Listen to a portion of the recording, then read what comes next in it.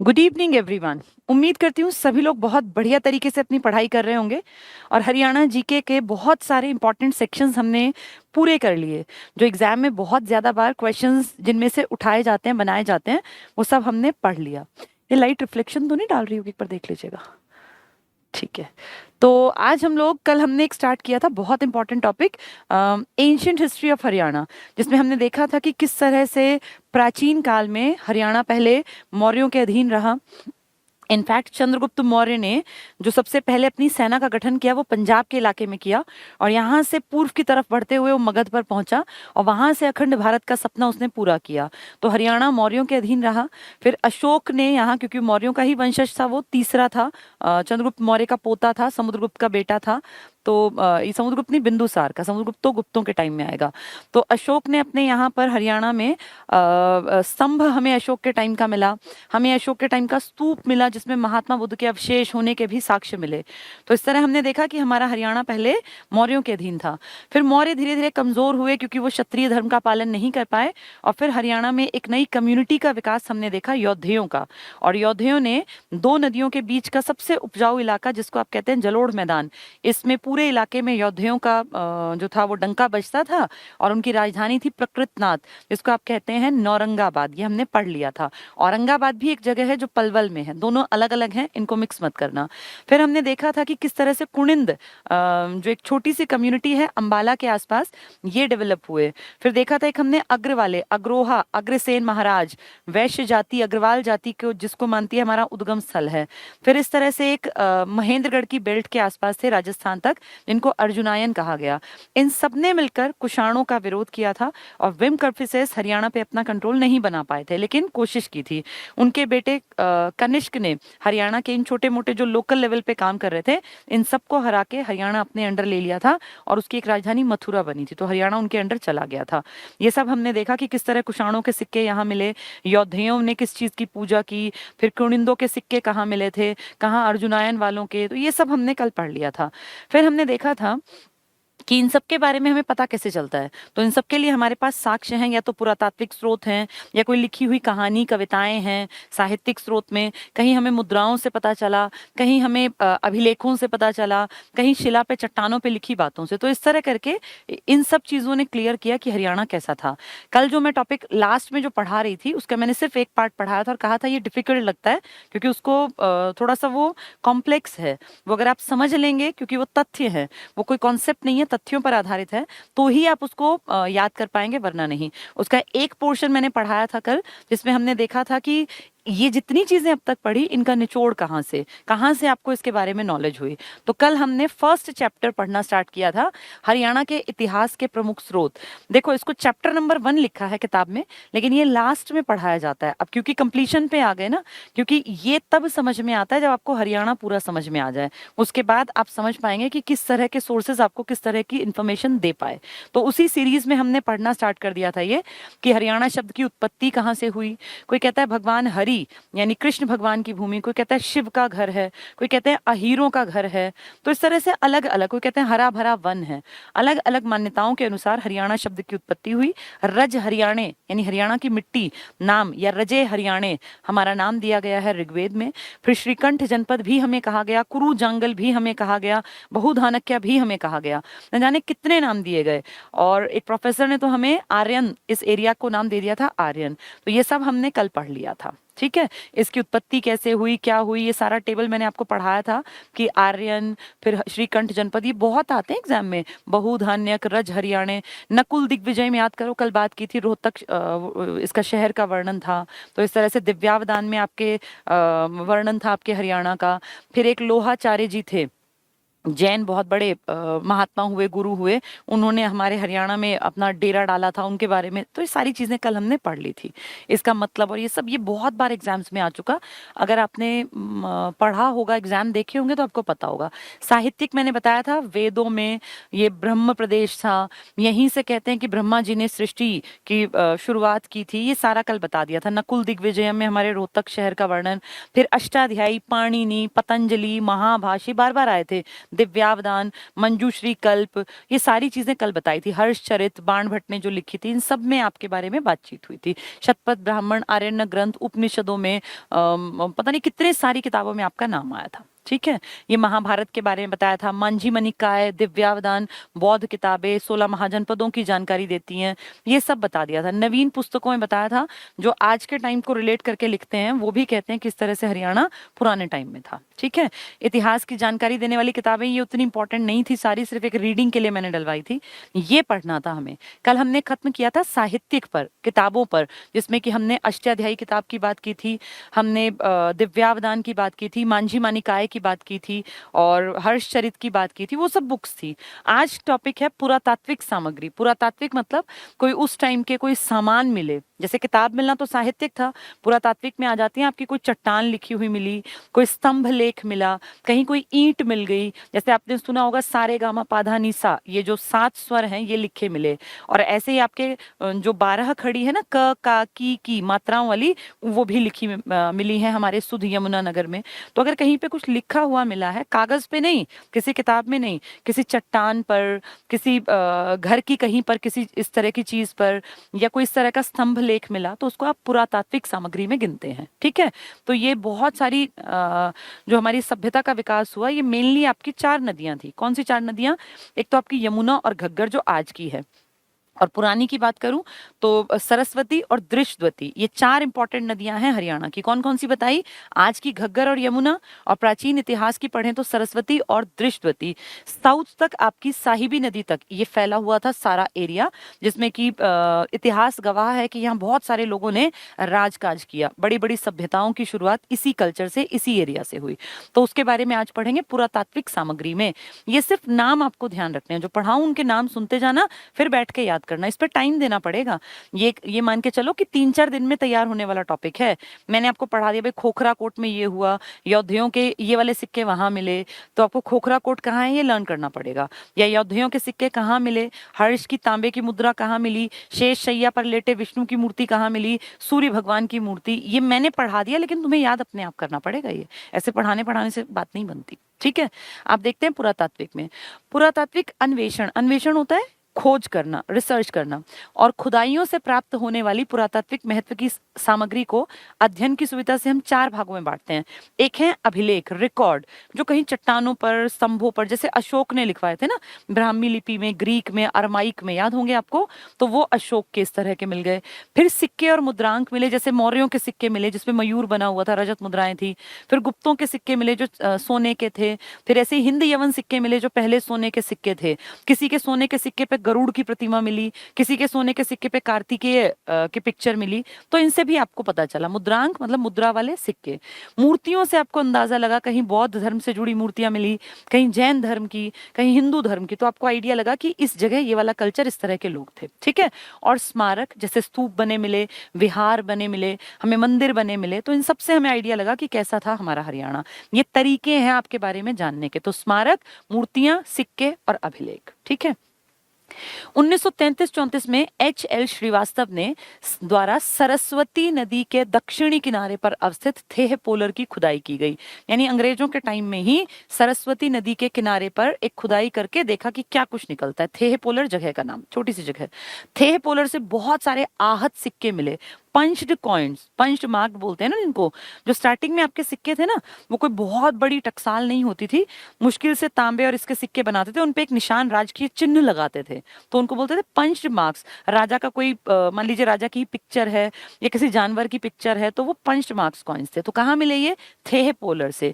आपके यहाँ आहत सिक्के मिले, आहत पंच जिसपे कोई निशान बना हुआ हो, जिनमें कुषाण नरेश, कुषाण आप अच्छी तरह जानते हैं, कनिष्क, विम कटफिसेस, और अपना ये एक था, क्या नाम था इसका, जो ये वासुदेव बता रहे हैं। और याद करो कल पढ़ा था, वासुदेव को हराया था कुणिंदों ने, अर्जुनायन ने, योद्धयों ने मिलकर। त्रि शब्द का यूज किया था ना। और वासुदेव इतना कमजोर था कुषाणों का कि सिर्फ हरियाणा नहीं बल्कि पूरे भारत से कुषाणों को भगा दिया गया था। तो ये वही वासुदेव है। तो क्या बता रहे हैं? आहत सिक्के, कुषाण राजा वासुदेव, और योद्धयों के सिक्के भी शामिल है। कल हमने योद्धेय और कुषाण राजाओं के बारे में डिटेल से बातचीत की थी। अगर आपने कल की क्लास देखी है तो आपको ये पॉइंट क्लियर हो जाएगा। ये सारे पॉइंट्स पिछली 5-7 क्लासेस के ऊपर ही हैं, ये कोई अलग नहीं है, ये उन सबका निचोड़ है। प्रोफेसर बी लाल द्वारा कुरुक्षेत्र के कई ठिकाने, अमीन वो जगह है जहां कुरुक्षेत्र में ये युद्ध हुआ था ना 18 दिन तक। 13वें दिन अर्जुन के बेटे, जिसका कि बेटा बाद में परीक्षित, और आपने वो पढ़ा था एक सर्प दमन यज्ञ, तो वो उसी का वंश तो है। तो ये जो अमीन है यहाँ अभिमन्यु को चक्रव्यूह में घेर कर मार डाला था। 7 बड़े महान योद्धाओं ने एक बहुत यंग एज के लड़के को मार दिया था। अमीन है वो जगह। पेहवा या पेहोवा, पेहोवा जो एक टाइम था जब घोड़ों के व्यापार के लिए प्रसिद्ध था। तो एग्जाम में आता है घोड़ों के व्यापार के लिए हरियाणा में कौन सा स्थान प्रसिद्ध था? ये 8वीं शताब्दी के आसपास पेहोवा था, कुरुक्षेत्र का। ठीक है। थानेसर आप जानते ही हैं, ऐतिहासिक है।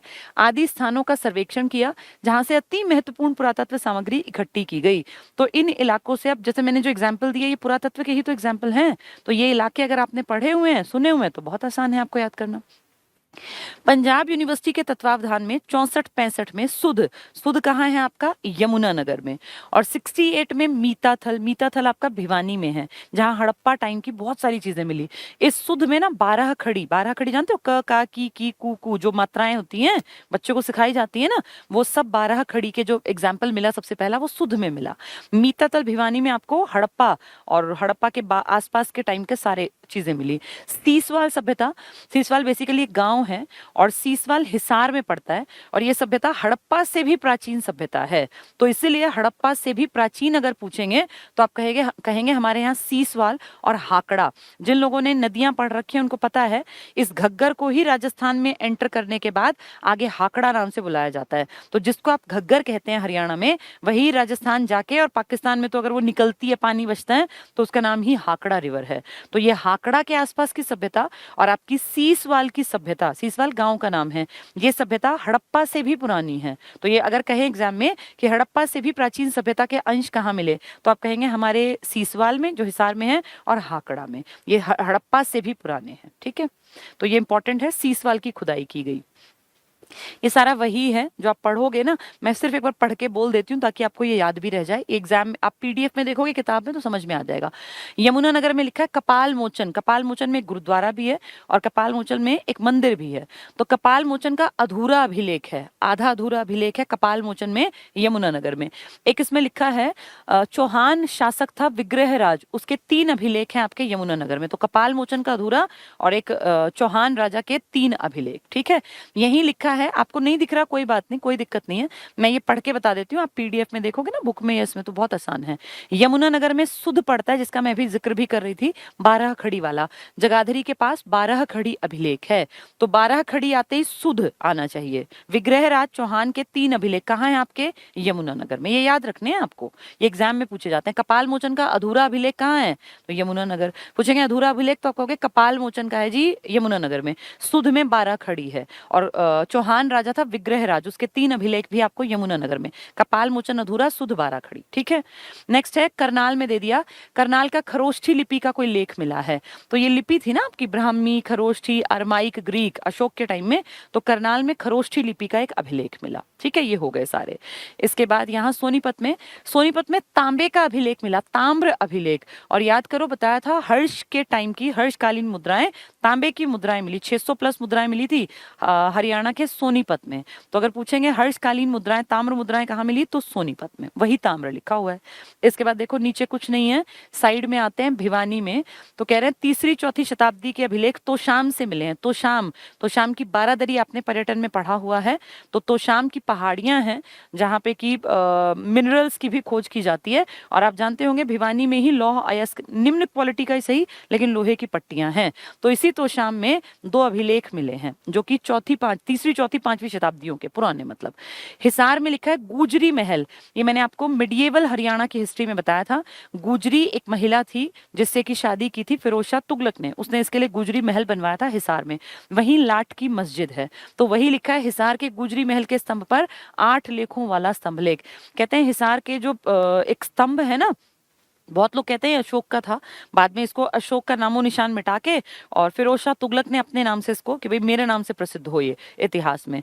तो यहाँ पे 8 अलग अलग डायरेक्शन से भागवत आए थे। भागवत जो विष्णु धर्म का प्रचार करते थे उनका अभिलेख है, उनकी बातें लिखी हुई हैं। तो हिसार के गुजरी महल के स्तंभ पर 8 लेख लिखे हैं अलग अलग डायरेक्शन से आने वाले भागवतों के बारे में। ये याद रखना पड़ेगा, इंपॉर्टेंट है ये, ठीक है। पृथ्वीराज का हांसी अभिलेख है, आप अच्छी तरह जानते हैं पृथ्वीराज चौहान आपके हरियाणा का और जो ये है ना अपना राजस्थान, इसके इलाके का राजा था, ठीक है। सिरसा में लिखा है पशुपति संप्रदाय। जैसे ही आए पशुपति का नाम तो आपको तुरंत टिक करना है सिरसा। सिरसा आते ही दिमाग में पशुपति संप्रदाय आ जाए। पशुपति आप जानते हैं ब्राह्मण जिसको अपना कुलगुरु मानते हैं, पशुपति नाथ है वो, पशुपति हैं वो। पशुपति ये परशुराम, तो पशुपति शिवजी का रूप है और ब्राह्मण धर्म में शिवजी विष्णु इन सबकी बहुत ज्यादा मान्यता होती है। जैसे ही पशुपति आए तो आपको टिक करना है सिरसा, ठीक है। परशुराम भी ब्राह्मणों का और पशुपति की तो खैर पूजा कोई भी कर सकता है, लेकिन फिर भी मेनली हिंदुओं से जोड़ के देखा जाता है। तो पशुपति आते ही सिरसा। अगला लिखा है अग्रोहा। अग्रोहा महाराजा अग्रसेन और अग्रवाल कम्युनिटी, वैश्य समाज जिसको मानता है कि हमारा उद्भव यहीं से हुआ था। तो अग्रोहा अभिलेख में 7 स्वर, अभी मैंने जिक्र किया ना सारे गामा, तो उसका उल्लेख मिलता है। कहाँ है अग्रोहा? हिसार में। तो अगर पूछे कि 12 खड़ी तो सुध आएगा, कहेंगे कपाल मोचन का अधूरा तो भी यमुनानगर आएगा, वो कहेंगे कपाल मोचन वाला तो अधूरा याद कर लेना, ठीक है। फिर हमने देखा सोनीपत में तांबे की मुद्राएं मिली। फिर हमने देखा हिसार के गुजरी महल में 8 अलग अलग जो भागवत आए थे उनका लिखित में हमें साक्ष्य मिला। पशुपति पूछेंगे तो सिरसा टिक करना है। ये सारी चीजें आपको बार बार पढ़नी पड़ेंगी तब याद होंगी ये। और संगीत पूछेंगे तो अग्रोहा। अग्रोहा जो हम कल डिटेल से पढ़ के आए थे, ठीक है। और कुरुक्षेत्र में कहते हैं पेहोवा, घोड़ों का व्यापार बताया ना मैंने आपको, पेहोवा में घोड़ों का व्यापार, जैसे पेहोवा आए घोड़ों का व्यापार। पेहोवा में महेंद्र पाल का 9वीं सदी का एक अभिलेख मिला और भोजदेव का पेहोवा अभिलेख। तो पेहोवा आते ही आपको याद करना है घोड़ों का व्यापार होता था। ये मैंने आपको सारे पढ़ा दिए जितने लिखे हैं, ठीक है, ये इंपॉर्टेंट थे। यहाँ 4 लाइन और लिखी हैं, मैं पढ़ के आपको बता देती हूँ, अगर ना दिखे तो कोई बात नहीं, ये सब आपको समझ में आएंगी। महेंद्र पाल के पेहोवा अभिलेख जो अभी हम बात कर रहे थे कुरुक्षेत्र, इसमें मंदिर निर्माण का उल्लेख मिलता है। आपको ये पता होगा कि इंडिया में मंदिरों की जानकारी गुप्त काल के बाद से मिली है, उससे पहले कोई मंदिर नहीं थे। सभ्यता थी, संस्कृति थी, लेकिन मंदिर नहीं थे। तो आपके यहाँ पेहोवा अभिलेख जो है ना महेंद्र पाल, क्योंकि ये 8वीं शताब्दी के आसपास आया और मंदिर बनने स्टार्ट हुए थे गुप्तों के टाइम में। गुप्त कब थे? गुप्त तो 319-20 में तो चंद्रगुप्त मौर्य, ये चंद्रगुप्त आ गया था, यानी 4वीं 5वीं शताब्दी, ये 8वीं शताब्दी। तो मंदिर तो मिलने ही मिलने हैं, उसके बाद तो लगातार मंदिर बने हैं। गुजरी महल जो मैंने आपको एग्जांपल दिया, इसका स्तंभ लेख 8 जगहों से आने वाले भागवतों की सूचना देते हैं। ये मैंने आपको अभी भी बताया, गुजरी महल में जो स्तंभ लेख है उसमें 8 अलग अलग जगह से आने वाले भागवतों का वर्णन है, भागवतों के बारे में लिखा हुआ है। करनाल का खरोष्ठी लिपि में लिखा लेख, खरोष्ठी भाषा में लिखा गया, ये सरोवर की जानकारी देता है। आप अच्छी तरह जानते हैं करनाल में कर्ण झील है और आज से नहीं है, बहुत पहली है। तो करनाल का जो लेक है ये एक झील, एक सरोवर की जानकारी देता है। कॉमन सेंस है कि सरोवर के बारे में बताएंगे। सोनीपत का ताम्र अभिलेख, इससे पुष्यभूति वंश और हर्षवर्धन के बारे में जानकारी मिलती है। और आप अच्छी तरह जानते हैं कि हर्षकालीन तांबे की मुद्राएं सबसे ज्यादा जो मिली वो आपके सोनीपत में मिली। तो जितना आपको पता है ना उसको निचोड़ में लाइंस में लिख दिया, कुछ अनोखा नहीं है, सब आपने पढ़ा हुआ है, ठीक है। चलिए, ये पूरा पेज मैंने एक्सप्लेन कर दिया। नेक्स्ट पे आते हैं। अब कुछ खास जगहों के नाम ये लोग बातचीत करेंगे जो आपने कहीं ना कहीं सुन रखी है, नहीं सुन रखी तो आज आप सुन लोगे। मैं कुछ बता भी देती हूँ। एक जगह है दौलतपुर, एक है मिर्जापुर। दौलतपुर आपको ढेर मिलेंगे यूपी में, बिहार में, हरियाणा में, दिल्ली में, लेकिन जिस दौलतपुर का हम जिक्र कर रहे हैं वो हरियाणा के कुरुक्षेत्र का है। तो दौलतपुर है, कई किताबें उसको हिसार लिखती हैं, गलत है, हिसार नहीं है, वो कुरुक्षेत्र है। भगवानपुर आ जाए, दौलतपुर आ जाए, मिर्जापुर आ जाए, ये सब टिक करने हैं कुरुक्षेत्र में, ठीक है। चलिए, कुरुक्षेत्र विश्वविद्यालय के तत्वावधान में 1968 से 70, जब हरियाणा नया नया बना था, और 76 से 78 में दौलतपुर, अभी नाम लिया मैंने, ये कुरुक्षेत्र में। फिर 70, 71, 75, 76 में राजा कर्ण का किला। आपको सन नहीं याद करने का आइडिया रखना कि दौलतपुर तो कुरुक्षेत्र में, राजा कर्ण का किला, अगर कर्ण का किला पूछ रहे हैं तो कुरुक्षेत्र वाले की बात कर रहे हैं। और मिर्जापुर और बालू, बालू जींद में बिल्कुल नहीं है, बालू कैथल में है, इसको ठीक कर लेना, बालू जींद लिखा है। ये बालू की जो साइट साइट है ना, अगर आप इसको मैप में देखते हैं तो ये जींद और कैथल की बिल्कुल सीमा पर दिखाई देता है, इसीलिए इसको जींद लिख दिया जाता है। लेकिन अगर आप इसको एग्जैक्टली लोकेशन को फाइंड आउट करेंगे तो आपको कैथल के साथ प्रेफरेंस में जाना है, कैथल में पड़ेगा ये, ठीक है। तो बालू कैथल की खुदाइयां की गई, यानी आस पास में करनाल में, कुरुक्षेत्र में और कैथल में इकट्ठे ही तो हैं। कुरुक्षेत्र के नीचे ही तो पड़ता है, एक तरफ ऊपर पंजाब की तरफ कैथल और हरियाणा की तरफ करनाल, ऊपर कुरुक्षेत्र, कुरुक्षेत्र के दो पैरों की तरह हैं। तो इन तीनों में खुदाई का काम हुआ, किन तीनों में? करनाल में, कुरुक्षेत्र में और कैथल में, ठीक है। वही सारी बातें बताई गई हैं। MDU महर्षि दयानंद विश्वविद्यालय द्वारा हाट जो कि जींद का इलाका है और खोखराकोट जो रोहतक है, यहाँ खुदाइयां की गई। यानी MD जो यूनिवर्सिटी है ये रोहतक में है तो रोहतक के आसपास खुदाई करेगी। कुरुक्षेत्र यूनिवर्सिटी का जो डिपार्टमेंट है वो कुरुक्षेत्र, करनाल, कैथल के आसपास है। तो कॉमन सेंस है ना कि जहां होगी यूनिवर्सिटी वहीं तो खुदाई करेंगे, ऊपर नीचे जाके थोड़ी खुदाई करेंगे। तो ये कॉमन सेंस से याद कर लेना कि किसने कहाँ खुदाई की। हरियाणा पुरातत्व सर्वेक्षण विभाग है जो हरियाणा के लिए बेसिकली काम करता है। 74-75 में बनावली, आपने हड़प्पा अगर पढ़ा है, सुना है हिस्ट्री में तो आपको पता होगा हरियाणा में बहुत सारे साइट्स थे हड़प्पा टाइम के। कुछ प्री हड़प्पन भी हैं, कुछ हड़प्पन है, कुछ पोस्ट हड़प्पन है। और हड़प्पा से भी पुरानी साइट आपके यहाँ सीसवाल सभ्यता थी और उसी में हाकड़ा सभ्यता का भी जिक्र आ जाता है। हाकड़ा जो कि घग्गर का ही नाम है, जैसे ही वो हरियाणा क्रॉस करती है उसका नाम हाकड़ा पड़ जाता है, ठीक है। तो हड़प्पा की अगर बात कर रहे हैं तो सीसवाल की बात भी करेंगे पुराने टाइम में। और इसकी भी भिरडाना एक जगह थी सबसे पुरानी, अगर एग्जाम में आए ओल्डेस्ट हड़प्पन साइट हरियाणा में तो आप कहेंगे भिरडाना, सबसे पुरानी, पेपर में आता है ये। सबसे बड़ी साइट पूछेंगे हरियाणा में तो आप कहेंगे राखीगढ़ी। ध्यान से सुनना, अगर कहे ओल्डेस्ट साइट, सबसे पहली साइट हरियाणा में हड़प्पन की तो आप कहेंगे भिरडाना, और वो कहें सबसे बड़ी साइट तो आप कहेंगे राखीगढ़ी, ठीक है, हिसार में। चलिए पढ़ें। हरियाणा पुरातत्व सर्वेक्षण विभाग ने बनावली, बनावली सबसे पिछड़ा था उस टाइम पर, वैसे तो शहरी था लेकिन बाकी सब साइट्स के मुकाबले हरियाणा का बनावली पिछड़ा हुआ था। पहले बनावली आपके हिसार में था, लेकिन जब आपका फतेहाबाद अस्तित्व में आया, कब? 1997 में, तो उसमें फिर ये जो हिस्सा था ना बनावली का, यह फतेहाबाद में गिना जाता है, पहले ये हिसार में था। तो बनावली अब फतेहाबाद में, और अग्रोहा जो हिसार में है और कुणाल जो फतेहाबाद में है, इनकी खुदाई की गई। तो बाद में आपके यहाँ बनावली, अग्रोहा, कुणाल एरिया हैं ये, इनकी खुदाई की गई। कुणाल कहाँ है? फतेहाबाद में। बनावली पहले हिसार में था, अब फतेहाबाद में है। अग्रोहा हिसार में है। तो हिसार और फतेहाबाद इकट्ठे ही तो हैं, इनकी खुदाई की गई। हरियाणा पुरातत्व सर्वेक्षण विभाग ने, जो कुरुक्षेत्र यूनिवर्सिटी का डिपार्टमेंट है, वो कहाँ खुदाई करेगा? खोखराकोट, इसमें करनाल, कैथल और कुरुक्षेत्र में। जो आपका MDU का डिपार्टमेंट है ये कहाँ करेगा? खोखराकोट में। क्यों? क्योंकि वो रोहतक में है, ठीक है। हरियाणा पुरातत्व सर्वेक्षण विभाग कहाँ करेगा? ये आपके हिसार और फतेहाबाद में, कुणाल में, और आपके इस हड़प्पन साइट में राखीगढ़ी में। इन्होंने राखीगढ़ी नहीं दिया, अब नीचे फिर आ जाएगा। अब देखो भारतीय पुरातत्व सर्वेक्षण विभाग, देखना जरा, ये हरियाणा का स्पेशल था, ये भारतीय पुरातत्व सर्वेक्षण विभाग हरियाणा में 75-76 में, यानी इसी के हेरफेर में भगवानपुर जो आपके कुरुक्षेत्र में है, और 75-76 में ही काशीतल का उत्खनन कार्य महत्वपूर्ण है। भगवानपुर, दौलतपुर, मिर्जापुर, ये सारे कहाँ मिलेंगे? कुरुक्षेत्र में, ठीक है। तो कुरुक्षेत्र में काम चल रहा है। कुछ कुरुक्षेत्र यूनिवर्सिटी काम देख रही है, कुछ MDU यूनिवर्सिटी का डिपार्टमेंट देख रहा है। पुरातत्व विभाग होते हैं ना, हरियाणा का अपना पुरातत्व विभाग भी काम कर रहा है और भारत का पुरातत्व विभाग भी काम कर रहा है। इसका मतलब कितनी सारी साइट्स हैं हरियाणा में। चलिए आगे बढ़ते हैं। अभिलेख क्या मिला आपको? अभिलेख का मतलब होता है रिकॉर्ड। तो आपके यहाँ राजाओं ने जब जब काम किए, चाहे वो अशोक था, चाहे वो चंद्रगुप्त थे, समुद्रगुप्त थे, कुमारगुप्त थे, सबने ना कुछ लिखवाया ताकि आगे आने वाली पीढ़ियां जाने। चाहे अच्छी बातें लिखवाई या अपना प्रचार प्रसार किया, लेकिन लिखवाया।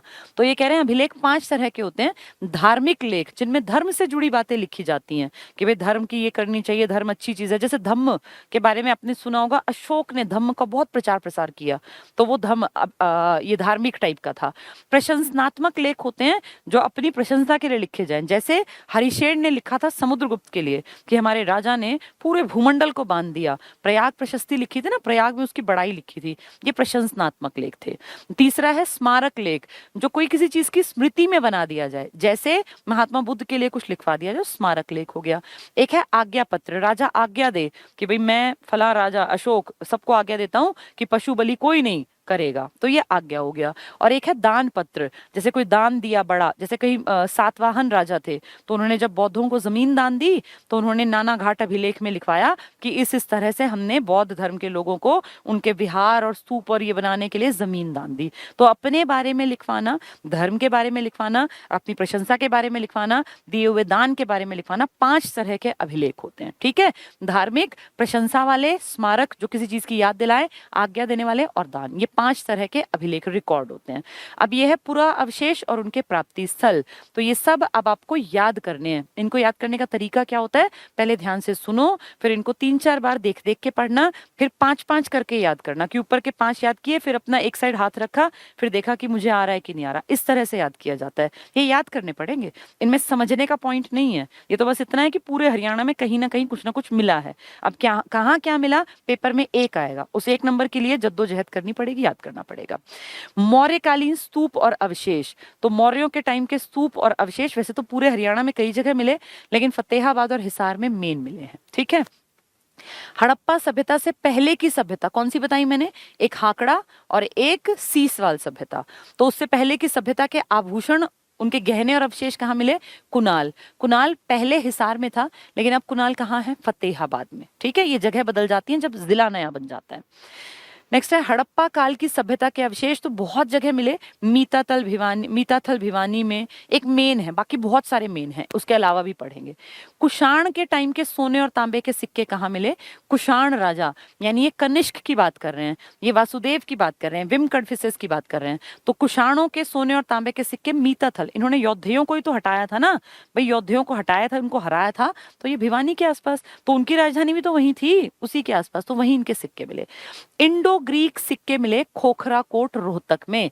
खोखरा कोट जिसके लिए एमडीयू ने खुदाई का काम किया, तो इंडो ग्रीक सिक्के मिले। हिंद यवन या हिंद यूनानी सिक्के मिले खोखरा कोट में। सोने और तांबे के सिक्के मीताथल भिवानी में मिले, ये एक इंपॉर्टेंट साइट है हड़प्पा की। सिक्के ढालने के सांचे, जिसमें सिक्का ढालते होंगे, गर्म करके किसी मेटल को डालते होंगे, तो उसके लिए कोई जैसे सांचा, तो वो मिले हैं खोखरा कोट रोहतक और औरंगाबाद से। नौरंगाबाद आया तो फिर क्या आएगा, प्रकृतनाथ, जो आपका भिवानी वाला है, जो योद्धियों की राजधानी थी। औरंगाबाद है तो पलवल की बात कर रहे हैं। ठीक है, यानी रोहतक और पलवल। योद्धेय कालीन सांचे, योद्धियों के सिक्कों के सांचे कहाँ मिले, खोखरा कोट रोहतक में। टकसाल कहाँ मिली थी, जहां सिक्के बनते थे, अग्रोहा, क्योंकि इनका एरिया अग्रोहा के आसपास था, बरवाला और औरंगाबाद में। ठीक है, कुनिंद कालीन, कुनिंद तो ऊपर थे ना अंबाला के आसपास, तो वहीं मिलेंगे। तो करनाल में, जगाधरी यमुनानगर और बूडिया यमुनानगर में, क्योंकि वहीं रहते थे वो। समुद्रगुप्त, जो कि पूरे भारत में एक प्रतापी राजा था, जिसने कि अपना हरिशेन से प्रयाग प्रशस्ति लिखवाई, इसके सिक्के आपके मीताथल भिवानी में। तो आपके मीताथल भिवानी में सोचो गुप्तों के भी हैं, क्योंकि समुद्रगुप्त तो गुप्त था ना, और आपके योद्धेयों के टाइम के भी हैं, और आपके मौर्यों के टाइम के भी हैं, फिर हड़प्पा का भी है। तो बहुत इंपॉर्टेंट साइट है मीताथल, ये भिवानी में पड़ेगी। शुंग, शुंग जो कि टिपिकल ब्राह्मण था, जिसने कि पुराने सब चीजों को नष्ट कर दिया था और बहुत सारे अशोक के बनवाए स्तूपों को कहते हैं, उसने तुड़वाया। इनका फलक मिला सुध में। सुध में 12 खड़ी की वो भी मिली थी लिखित में, क का की वाली, याद होगा ना। कपाल मोचन में अधूरा अभिलेख भी मिला था, तो वही सुध है ये यमुनानगर का। यहाँ शुंग कालीन फलक मिला है। हर्ष कालीन तांबे की मुद्राएं बहुत इंपॉर्टेंट हैं, सोनीपत में मिली हैं, हर्ष के टाइम की तांबे की मुद्राएं। शुंग कालीन भी बहुत बार आता है सुध में। योद्धेय गणराज्य की मोहरें कहाँ मिलेंगी, जहां उनकी राजधानी थी, तो नौरंगाबाद थी ना भिवानी का, यहीं उनकी ज्यादा मोहरें मिली तो बहुत सारे में, क्योंकि पूरे में फैले हुए थे, लेकिन इनकी मोहरें जो मेन मिली हैं वो नौरंगाबाद, इनकी राजधानी में। जैन मूर्तियां मिली हैं हांसी और शनीला, छोटी जगह हांसी याद रखना। और याद करो लोहाचार्य हमने पढ़े थे, जैनियों के बड़े गुरु, वो इसी एरिया में घूमते थे। कुषाण शैली, कुषाण ये कनिष्क वाले जिन्होंने आके फिर योद्धेयों को हराया था, तो कुषाण शैली में निर्मित द्वार स्तंभ, यानी जो दरवाजे पे खड़ा हुआ ऐसा पिलर था, ये रोहतक में मिला। तो कुषाण शैली में निर्मित द्वार स्तंभ आपके रोहतक में, यानी खोखरा कोट के आसपास। यज्ञ को यक्ष कर लेना, यक्ष भगवान थे जिनकी पूजा करते थे हड़प्पा काल वाले, यक्ष और यक्षिणियों, और ये ज्यादातर पानी के एरिया के पास इनकी मूर्तियों की स्थापना, क्योंकि मंदिर तो थे नहीं हड़प्पा वालों के पास, तो यज्ञ, ये यज्ञ लिखा है, इसको यक्ष करना। यक्ष की मूर्तियां ये पलवल से मिली हैं। पलवल, ये इंपॉर्टेंट है, ये पूछ चुके हैं एसएससी वाले। यक्ष और यक्षिणियों की मूर्तियां पलवल से। रामायण के श्लोक अंकित थे नचार खेड़ा, पहले ये भिवानी में था लेकिन अब ये जींद में टिक करना है तुम्हें, जींद में। तो रामायण से जुड़ा अगर पूछेंगे कहाँ श्लोक अंकित है तो नचार खेड़ा, नचार खेड़ा कहाँ है, जींद में। ये जो भिवानी लिखा है पुराने आंकड़े थे, अब इसको जींद कर देना, पहले भिवानी था फिर जींद आएगा, ठीक है। नचार खेड़ा इंपॉर्टेंट है, रामायण के श्लोक अंकित हैं। नेक्स्ट है मिट्टी की मोहरें कहाँ मिली, दौलतपुर में। दौलतपुर, मिर्जापुर, भगवानपुर, कहाँ थे ये सब कुरुक्षेत्र में थे। तो ये ध्यान रखने की बातें कि कौन सा साइट कहाँ है, कहाँ क्या मिला है। हर्ष की तांबे की मुद्राएं कहाँ मिली आपके, सोनीपत में। योद्धियों का ज्यादा सिक्के कहाँ मिले, उनकी राजधानी कहाँ थी, नौरंगाबाद, प्रकृतनाथ कहाँ, भिवानी में। खोखरा कोट रोहतक का इलाका था, ठीक है। इसको कम से कम 10-20 बार पढ़ना पड़ता है और इसको याद करने का तरीका ये होता है, पहले सारे पढ़े, फिर ऊपर के 3-3 या 5-5, जितना तुम्हारा मेंटल, हर किसी की ना कैपेसिटी अलग अलग होती है। कुछ लोग होते हैं वो जल्दी याद कर लेते हैं, कुछ को बहुत लंबे टाइम में याद होता है। तो इनको 3-3 करके 5-5 करके याद करना और फिर कई दिन तक लगातार पढ़ना, तब ये याद होंगे, वरना याद नहीं होंगे। और ये 1 नंबर का कहीं क्वेश्चन आया तो आया, ना भी आए पूछ लेंगे इंडो ग्रीक सिक्के कहाँ मिले, तो ये याद होना चाहिए रोहतक के खोखरा कोट में, ठीक है। चलिए ये हमने पढ़ लिया और इसके बाद अब ये क्या कह रहे हैं, देखें, ये कह रहे हैं हरियाणा में हमें अभी तक उपयुक्त 5 श्रेणियों के, जो हमने पढ़ी ना, कोई प्रशंसा के लिए, कोई दान के लिए, कोई धर्म के लिए, कोई अपने लिए, तो उस सब श्रेणियों के 37 अभिलेख प्राप्त हुए हैं। तो हरियाणा में ये 5 श्रेणियों के कितने रिकॉर्ड मिले आपको, 37, यानी 37 जगह आपको लिखित में ये सब चीजें मिल गई कोई ना कोई तरीके से। हरियाणा से प्राप्त अभिलेखों में सबसे प्राचीन अभिलेख टोपरा का स्तंभ है। टोपरा स्तंभ, टोपरा जो पहले अंबाला में था अब यमुनानगर में पड़ता है, ये अशोक के टाइम का है। अशोक किसका पोता है, चंद्रगुप्त मौर्य का। तो मौर्यों ने तो आपके हरियाणा पे राज किया था ना, तो आप ये मान लीजिए कि मौर्यों के टाइम में जो अखंड भारत के पहले राजा थे, उस टाइम का चंद्रगुप्त मौर्य के पोते का एक स्तंभ लेख आपके अंबाला के टोपरा में था। अब वो टोपरा किस में गिना जाता है, यमुनानगर में, सबसे पुराना, इससे पुराना कुछ नहीं है आपके पास अभिलेखों में। टोपरा स्तंभ अशोक कालीन है, इस पर सम्राट अशोक का समय के 7 अभिलेख अंकित हैं, जिसकी लिपि ब्राह्मी और भाषा संस्कृत है। तो आपका सबसे प्राचीन अभिलेख एग्जाम में आ जाए तो आपको टिक करना है, हमारा अशोक कालीन टोपरा स्तंभ लेख सबसे पुराना हमारा अभिलेख है, ठीक है। सुध, सुध से क्या मिली थी, 12 खड़ी मिली थी ना, सुध से, सुध यमुनानगर से प्राप्त दूसरा प्राचीन अभिलेख भारत में 12 खड़ी, ये बार बार आएगा अब ताकि तुम्हें याद हो जाए, कि लिखाई का सबसे पुराना नमूना है। अगर वो कहे सबसे पुराना अभिलेख तो तुम कहोगे हमारा सबसे पुराना अभिलेख है टोपरा का स्तंभ। फिर वो पूछेंगे 12 खड़ी का सबसे पुराना, तो तुम कहोगे हमारे वाला, कहाँ, सुध वाला, ठीक है। सर्वाधिक पुराना लिखाई का ये अभिलेख भारतीय राष्ट्रीय संग्रहालय दिल्ली में है ना, नेशनल म्यूजियम, मैंने कल भी बताया था, वहां है ये, आपके यहाँ नहीं है, एक पत्थर पे आपको दिखेगा। तो भारतीय राष्ट्रीय संग्रहालय में रखा हुआ है और विद्वानों ने इसे 2री शताब्दी ईसा पूर्व का माना है। यानी ये क का की जो ये 12 खड़ी की मात्राएं हैं, इसका एक बहुत बड़ी चट्टान पे लिखा हुआ है ये। और ये कहाँ है आज, मिला तो आपके यहाँ पे था सुध यमुनानगर में, लेकिन आज ये दिल्ली के नेशनल म्यूजियम में रखा हुआ है, ठीक है। कनिंघम, जिसने बहुत काम किया आपकी हिस्ट्री में, कनिंघम ने पिंजौर, पिंजौर जिसको आप पंचमपुर भी कहते हैं, उसके बारे में बताएगा। पिंजौर से काफी पुराने 3 अभिलेख प्राप्त किए, जिससे ज्ञात होता है कि पहले इस जगह का नाम पंचपुर था। पिंजौर का नाम पंचपुर या पंचमपुर भी कह देते हैं, पंचमपुर। तो ये कैसे पता चला, कनिंघम ने 3 अभिलेख खोद के निकाले, जिनसे ये क्लियर हुआ कि इसी जगह का नाम पंचपुर या पंचमपुर था, ठीक है। हर्ष के समय, हर्ष तो 606 में राजा बना, यानी 7वीं शताब्दी में। बाणभट्ट इसका राजकीय संरक्षण वाला कवि था ना, जिसने क्या लिखी, हर्षचरित, 8 अध्याय वाली। 3 में इसके बाप दादा परदादाओं का जिक्र है और 5 में इसका। तो हर्ष के समय का यानी 7वीं शताब्दी, क्योंकि 606 का राजा है ये। सोनीपत से प्राप्त तांबे की मुद्राओं से हमें पुष्यभूति नरेश हर्षवर्धन के वंश वृक्ष, कि भाई इसके दादा परदादा इन सब की जानकारी प्राप्त होती है। तो बार बार हम बात कर रहे हैं हर्षकालीन तांबे की मुद्राएं कहाँ मिली हैं, सोनीपत में। ये इंपॉर्टेंट है, बहुत ज्यादा बार आ चुका। आगे ये कहते हैं 9वीं शताब्दी के पेहोवा, पेहोवा से क्या था, घोड़े का व्यापार था ना, आपने विग्रह राज का नाम पढ़ा था अभी। ये 9वीं शताब्दी के पेहवा से प्राप्त भोजदेव का अभिलेख से हमें ज्ञात होता है कि उस समय पेहवा घोड़ों के व्यापार के लिए प्रसिद्ध था।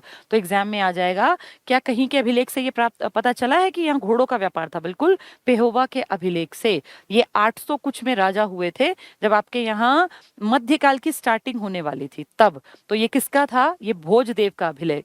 ऐसे ही विग्रहराज चौहान के अभिलेख से भी आपको जानकारी मिली थी। भोज प्रतिहार का सिरसा, सिरसा आते ही आपको क्या? पशुपति संप्रदाय याद आएगा। तो भोज प्रतिहार का, प्रतिहार राष्ट्रकूटीय वंश थे आपके हिस्ट्री में।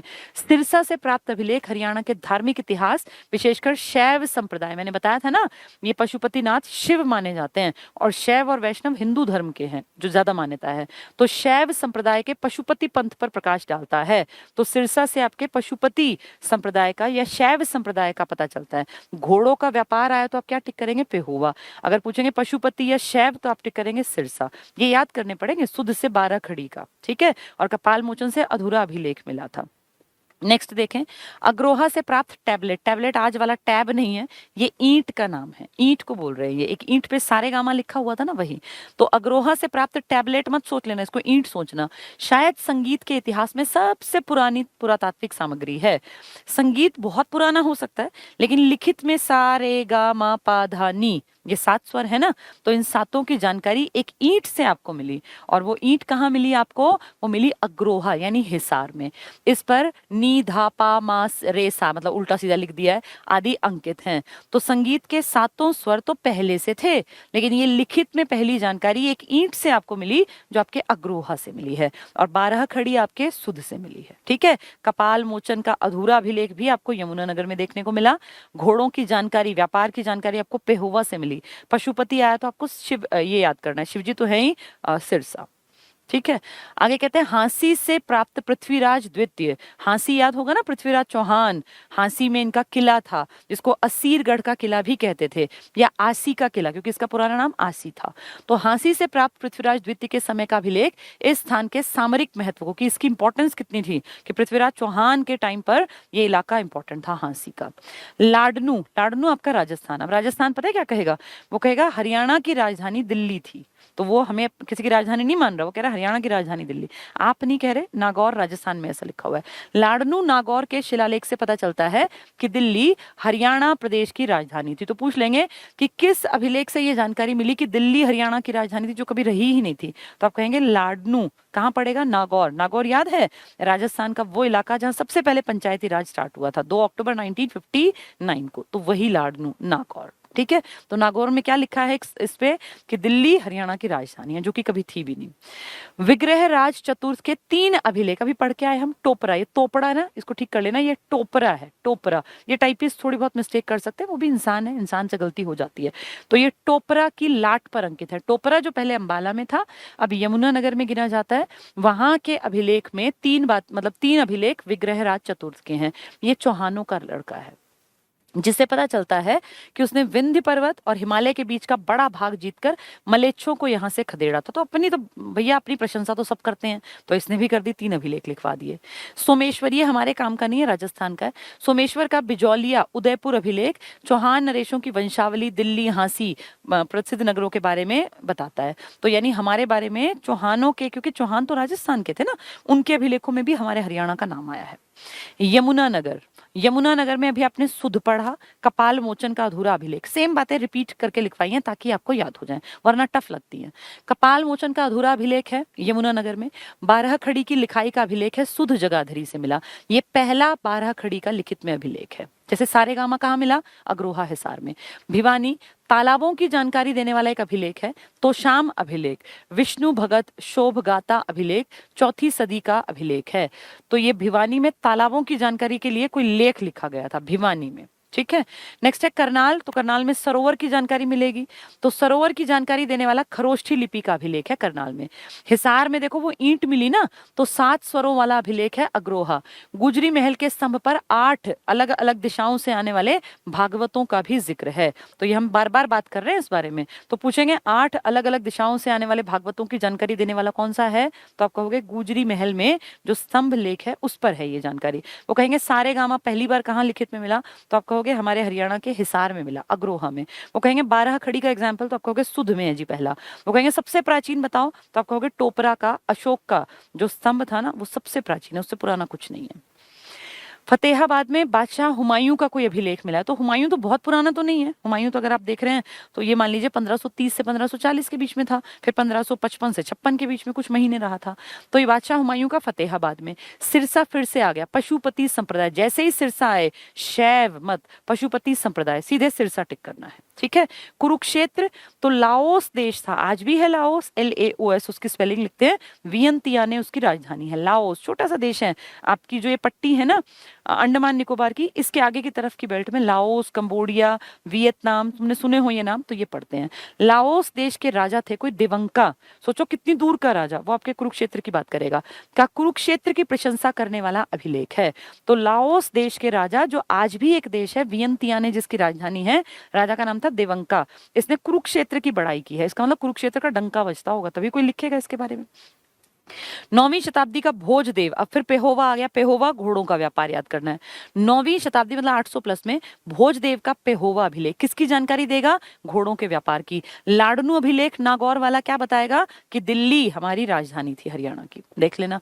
राजस्थान, ये अभिलेख हरियाणा की राजधानी दिल्ली को बताता है, 2-3 बार आ गया है पॉइंट, अब ध्यान रखना है तुम्हें। टोपरा अभिलेख यमुनानगर में है, अशोक कालीन है, ये ओल्डेस्ट कह सकते हो तुम, पुरातात्विक कोई चीज तुम्हारे पास है।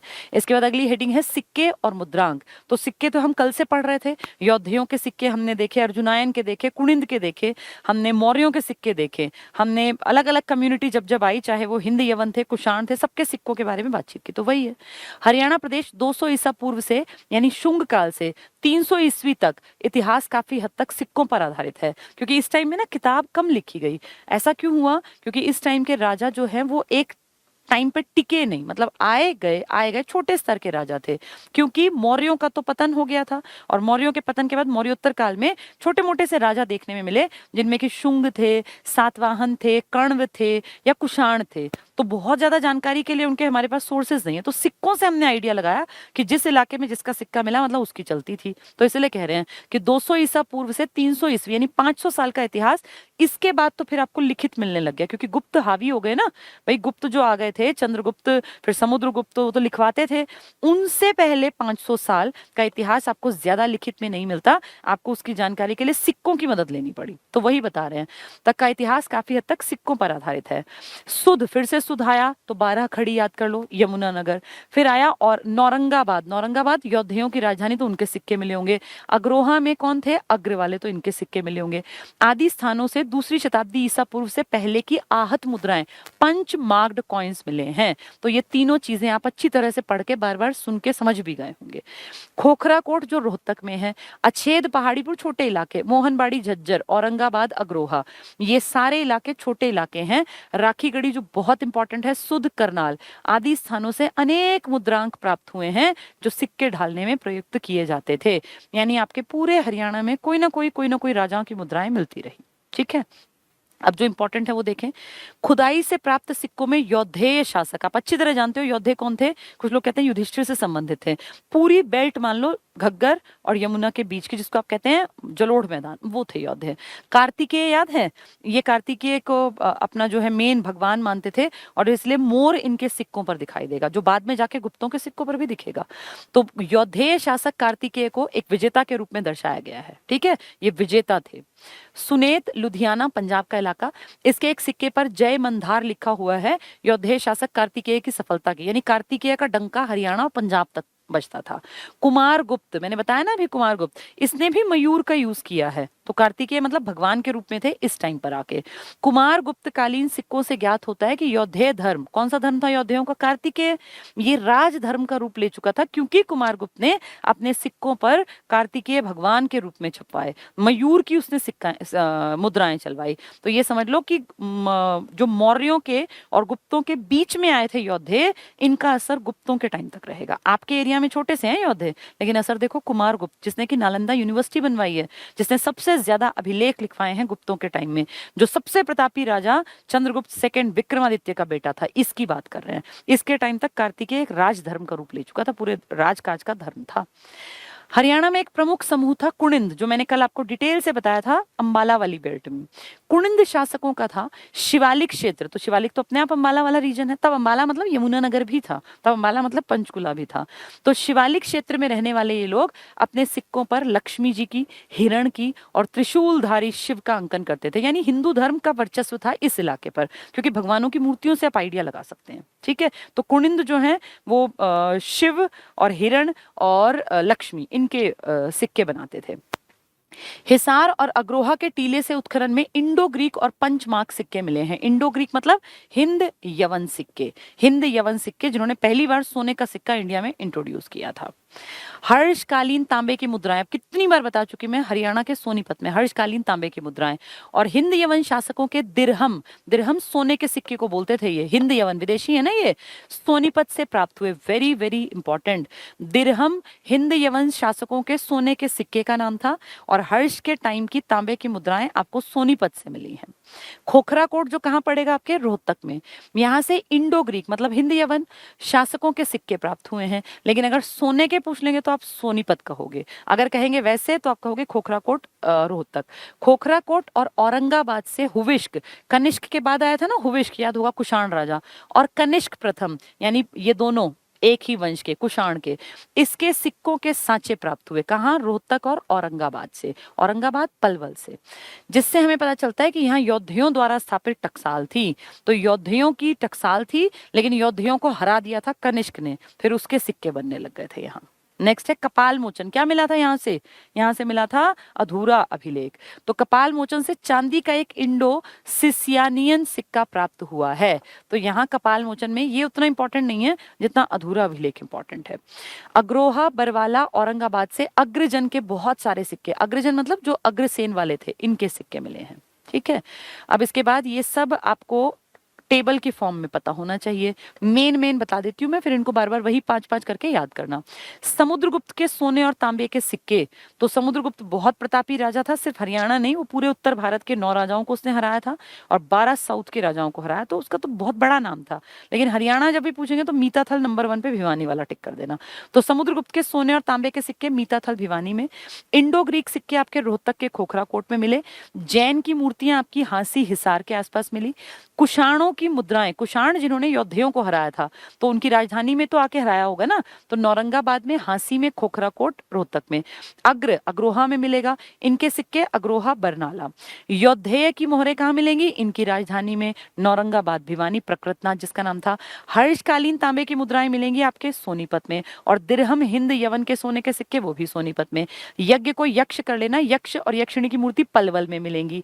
मिट्टी की मोहरें आपकी दौलतपुर में जो पड़ता है कुरुक्षेत्र में। अब ये टेबल आपकी समझ में आना आसान है अगर आप तब से ये बातें सुन रहे हैं। अब मुझे लगभग पौना घंटा हो गया, ये सब बातें रिपीट हो रही हैं। अब कुविंद, ये कुणिंद लिखना था, कुणिंदों से संबंधित। कुणिंद कहाँ है, ऊपर के हिस्से में, तो कॉमन सेंस लगाओ। कुणिंदों से संबंधित सिक्के करनाल, बूडिया, सुध और जगाधरी यानी यमुनानगर में, अंबाला वाली बेल्ट में। कुषाण शैली के का द्वार स्तंभ, कुषाण यानी कनिष्क, इनका द्वार स्तंभ आपके बिल्कुल बीच के रोहतक में, खोखरा कोट वाले इलाके में। सिक्के ढालने के सांचे आपके कई जगह मिले, जिनमें रोहतक का खोखरा कोट है, औरंगाबाद पलवल का और बोहर। हड़प्पा कालीन सभ्यता के अवशेष मिले हैं बहुत सारे, लेकिन मेन इन्होंने लिख दिया हिसार, फतेहाबाद, भिवानी भी लिख सकते हैं, कोई दिक्कत नहीं है। योद्धेय कालीन सांचे कहाँ मिलेंगे, रोहतक में, लेकिन मुद्राएं ज्यादा कहाँ मिलेंगी, इनकी राजधानी में, जो क्या थी, नौरंगाबाद भिवानी में। ठीक है, प्रतिहार, चौहान, तोमर जिन्होंने छोटे छोटे एरियाज पे कमांड बनाई थी, इनके सिक्के मिले आपको ककराला और मोहनबाड़ी, झज्जर के आसपास के इलाके में। यक्ष यक्षिणियों की मूर्तियां आपको पलवल, हथीन, भादस, फरीदाबाद में, यानी दक्षिण की बेल्ट जो है ना पलवल फरीदाबाद वाली, यहाँ आपको यक्ष और यक्षिणियों की, जो कि पूजा करते थे हड़प्पा काल वाले पानी के पास रख के, उनकी मूर्तियां, ये इंपॉर्टेंट है, ये आ चुका कई बार HSSC में। शिव की 2 प्रतिमाएं आपको मिली हैं, हिसार और भिवानी, लेकिन जैसे ही पशुपति नाम आया तो आप टिक करेंगे सिरसा, पशुपति आते ही सिरसा। सूर्य देव की मूर्ति मिली है अग्रोहा, हिसार, बहुत बहुत इंपॉर्टेंट, लेकिन सूर्य स्तंभ पर बनी मूर्ति मिली है अमीन थानेसर। ये 2 अलग बातें हैं। अगर कहें सूर्य देव की मूर्ति तो ये टिक कर देना अग्रोहा हिसार से, सूर्य देव। ठीक है। लेकिन अगर कहें सूर्य देव का स्तंभ बना लिया, देखो सूर्य स्तंभ, यानी जो बेस बनाया वो सूरज का बनाया और उस पे एक मूर्ति बना दी, तो सूर्य स्तंभ पर बनी मूर्ति ये अमीन थानेसर में। ये दो अलग बातें हैं। अगर कहें सूर्य देव की मूर्ति तो अग्रोहा, भाई जो बनिया जाति के लोग थे ये पूजा करते होंगे, तो सूर्य देव की मूर्ति कहाँ, अग्रोहा हिसार वैश्य समाज की। लेकिन सूर्य का स्तंभ बना के उस पे मूर्ति बना रखी है, ये कहाँ है, अमीन। अमीन जहां अभिमन्युपुर जिसका नया नाम है, और जहां मार दिया गया था अभिमन्यु को, 7 महान योद्धाओं ने एक अकेले बच्चे को घेर के मारा था, चक्रव्यूह को भेद के जब वो घुस गया था, ये अमीन है। यहाँ सूर्य का बेस स्तंभ बना के और उस पे मूर्ति बनाई गई, दो अलग बातें। महात्मा बुद्ध की 2 संपूर्ण मूर्तियां कहाँ मिली, रोहतक ब्रह्मवास में। रोहतक याद कर लो, रोहतक पूरी महात्मा बुद्ध की मूर्तियां। और महात्मा बुद्ध के सिर की, सिर्फ सिर की मूर्तियां ये रोहतक में भी है। मोहनबाड़ी, मोहनबाड़ी आप समझ जाओ झज्जर, कुरुक्षेत्र और गुड़गांव, यानी सिर्फ सिर की मूर्तियां मिली हैं और महात्मा बुद्ध की संपूर्ण मूर्तियां मिली हैं रोहतक और नौरगांव से। ठीक है, तो ये थोड़ा थोड़ा ना बार बार पढ़ने से याद होगा। इसका कुछ ऐसा नहीं होता कि आप ये सोचो कि भाई मैं बिना पढ़े इसको पास कर लेंगे, नहीं, मेहनत मांगेगी हिस्ट्री, क्योंकि हिस्ट्री बार बार पढ़नी पड़ती है ताकि हम भूले ना। नेक्स्ट क्या कहते हैं, करनाल, जगाधरी, बूढ़िया। जगाधरी बूढ़िया तो यमुनानगर हो गया, और सुध भी यमुनानगर, आदि जगहों से कुनिंदों के सिक्के प्राप्त हुए हैं। ये बात ना सिर्फ 10 है मुश्किल से, लेकिन इसको बार बार लिखवाया मैंने ताकि आपको ये याद हो जाए, क्योंकि मुझे पता है चैप्टर याद नहीं होता, इसको बहुत मेहनत करते हैं फिर कंफ्यूज। अब जैसे ही कुनिंदा है आपके दिमाग में पिक्चर होनी चाहिए, ये अंबाला वाली बेल्ट की बात करेंगे, तो इसमें किस किस का नाम लेंगे, ये यमुनानगर का, अंबाला का, कुरुक्षेत्र, इसके आसपास का, तो वही बात कर रहे हैं ये। मीताथल, भिवानी ना, इससे समुद्रगुप्त के सिक्के, बार बार आ रहा है ये भी, समुद्रगुप्त के सिक्के कहां से मिले हैं, मीताथल भिवानी से, समुद्रगुप्त बड़ा प्रतापी राजा। खोखरा कोट जो रोहतक में है, सुध जो आपके यमुनानगर में है, बूढ़िया जो यमुनानगर है, इनसे पूर्व मध्यकालीन प्रतिहार, तोमर जिन्होंने दिल्ली बसाई थी, और चौहान जो कि 11वीं 12वीं शताब्दी में बहुत ज्यादा ताकतवर कम्युनिटी थी, आदि शासकों के सिक्के मिले हैं। यानी रोहतक से और यमुनानगर से जो मध्यकाल और प्राचीन काल के बीच के छोटे राजा थे ना, इनके सिक्के मिले हैं। ठीक है, यौधेय गणराज्य की मोहरें कहाँ मिलेंगी, इनकी राजधानी में। राजधानी क्या थी, भिवानी का नौरंगाबाद। लेकिन यौधेय कालीन सांचे कहाँ मिलेंगे, रोहतक में। अब देखो ये दो अलग बातें, जैसे था ना सूर्यदेव की मूर्ति तो अग्रोहा, लेकिन सूर्य स्तंभ पर बनी तो अलग था, ऐसे ही ये दो अलग बातें हैं। यौधेयों के अगर सिक्के ज्यादा कहेंगे तो इनकी राजधानी में कहाँ थी, वो थी प्रकृतनाथ, जिसका पुराना नाम था, नया नाम क्या था, भिवानी का नौरंगाबाद। ठीक है, और फिर ये कहेंगे इनके सांचे कहाँ मिले, तो खोखरा कोट में मिले। तो ये ध्यान रखना, दो अलग बातें हैं। अब बात करते हैं मूर्तियों की। क्या हरियाणा में मूर्तियां भी मिली हैं, सिक्के तो हमने देख लिए, हाँ मूर्तियां मिली हैं। कहीं भगवान बुद्ध की पूरी मूर्ति मिली, अभी पढ़ रहे थे, कहीं उनके सिर की मूर्ति मिली, कहीं किसी राजा की मूर्ति मिली, तो उनसे भी हमें आइडिया लगा कि किसकी पूजा करते होंगे, किसकी किस तरह की मूर्ति बनाते होंगे, तो ये भी ज्ञान के लिए एक जरूरी है। हरियाणा से प्राप्त अधिकतर मूर्तियां धार्मिक संप्रदाय, वैष्णव जो हिंदू धर्म में था, बौद्ध और जैन आदि धर्मों से संबंधित हैं। हालांकि कुछ धर्मेतर विषयों पर आधारित मूर्तियां भी मिली हैं, लेकिन कम, मेनली धार्मिक मूर्तियां। हरियाणा की 2 प्राचीन नदी, जैसे ही प्राचीन आए तो सरस्वती और दृष्टवती याद कर लेना, और आज कहें तो घग्गर और यमुना, तो ये 4 नदियां आपको याद रखनी है हरियाणा में। तो हरियाणा की 2 प्राचीन की बात कर रहे हैं, तो सरस्वती और दृष्टवती के किनारे सिंधव लोगों की बस्तियां थी। सिंधव कौन, सिंधु घाटी वाले। सिंधु घाटी कौन, जिनके बारे में आपने हिस्ट्री में बहुत अच्छी तरह से पढ़ा होगा, नहीं पढ़ा तो आपको पढ़ना पड़ेगा, क्योंकि सिंधु का बहुत ज्यादा प्रभाव हमारे हरियाणा पर था। इनफैक्ट सबसे बड़ी साइट जो इंडिया में है हरियाणा में, वो राखी गढ़ी तो है आपकी, तो ये बहुत इंपॉर्टेंट है। हरियाणा में मूर्ति कला में पहला गांव किलोई रोहतक के शिव के मुखलिंगम को, और दूसरा गांव बेरी झज्जर के मुखलिंगम है। तो कहते हैं सबसे पहली जो मूर्तियां, सबसे प्राचीन मूर्तियां जो साक्ष्य आपके पास हैं, एक किलोई रोहतक का गांव है और एक बेरी झज्जर का गांव है। बेरी झज्जर से आपके जो फर्स्ट सीएम थे वो संबंधित थे, और किलोई से आपके जो ये हुड्डा जी है ना, ये संबंधित। तो ऐसे ही याद कर लेना कि सबसे प्राचीन मूर्तियां अगर पूछेंगे तो एक किलोई रोहतक वाले में और एक बेरी झज्जर वाले में, शिव जी से जुड़ी है, तो शिव का बहुत ज्यादा मान्यता थी हमारे यहाँ। तो हरियाणा में मूर्ति कला में पहला गांव किलोई रोहतक का, शिव के मुखलिंगम का, और दूसरा गांव बेरी झज्जर के मुखलिंगम है। सबसे पुरानी मूर्तियां ये हरियाणा की।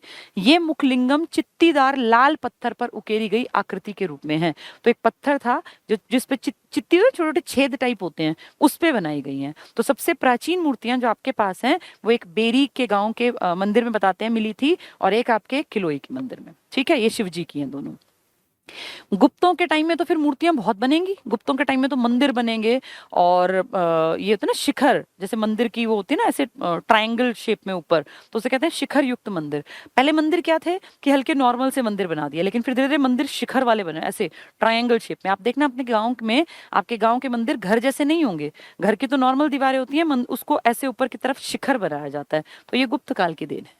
गुप्तकालीन रोहतक का वराह का मंदिर है, कोसली का विष्णु मंदिर है, बांस पेटवाड़ा का हरिहर का मंदिर है, और झज्जर का बुद्ध, हांसी का वराह, ये प्रमुख कलाकृतियां हैं। तो गुप्त काल में तो बहुत ज्यादा मंदिर बने, लेकिन दो पुरानी मूर्तियां कहें तो बेरी झज्जर वाली और एक रोहतक के किलोई वाली, ठीक है, शिव जी की हैं वो। हरियाणा के कलायत नामक स्थान पर उत्तर गुप्तकालीन ईंटों से निर्मित दो शिखर युक्त, मैंने शिखर बताया आपको, ऐसा ट्रायंगल जो ऊपर होता है, शिखर युक्त मंदिर हैं।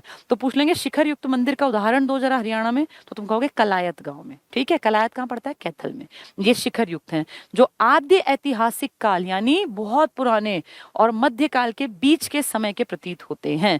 तो पूछेंगे हरियाणा में शिखर युक्त मंदिर कहाँ पाए गए, तो आप कहोगे कलायत कैथल में शिखर युक्त मंदिर मिले। वैसे कहेंगे सबसे पुरानी मूर्तियां, तो आप कहोगे एक बेरी के मंदिर में शिवजी की मूर्ति और एक आपके किलोई की शिवजी की मूर्ति, ये प्राचीन मूर्तियां हैं। लेकिन शिखर युक्त मंदिर पूछ लिया तो आप कहोगे कलायत में है, कैथल में, ठीक है।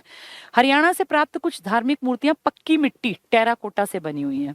हरियाणा से प्राप्त मूर्तियां दूसरी शताब्दी ईसा पूर्व से 10वीं 11वीं शताब्दी तक की हैं, क्योंकि इसके बाद आपके यहाँ पे मुस्लिम बाहुल्य समाज दिखेगा, और फिर मूर्तियां उतनी नहीं बनेंगी जितना कि मस्जिद का निर्माण किया जाएगा, क्योंकि इस टाइम पर आपके यहाँ याद करो मोहम्मद गौरी और गजनवी का प्रभाव दिखेगा।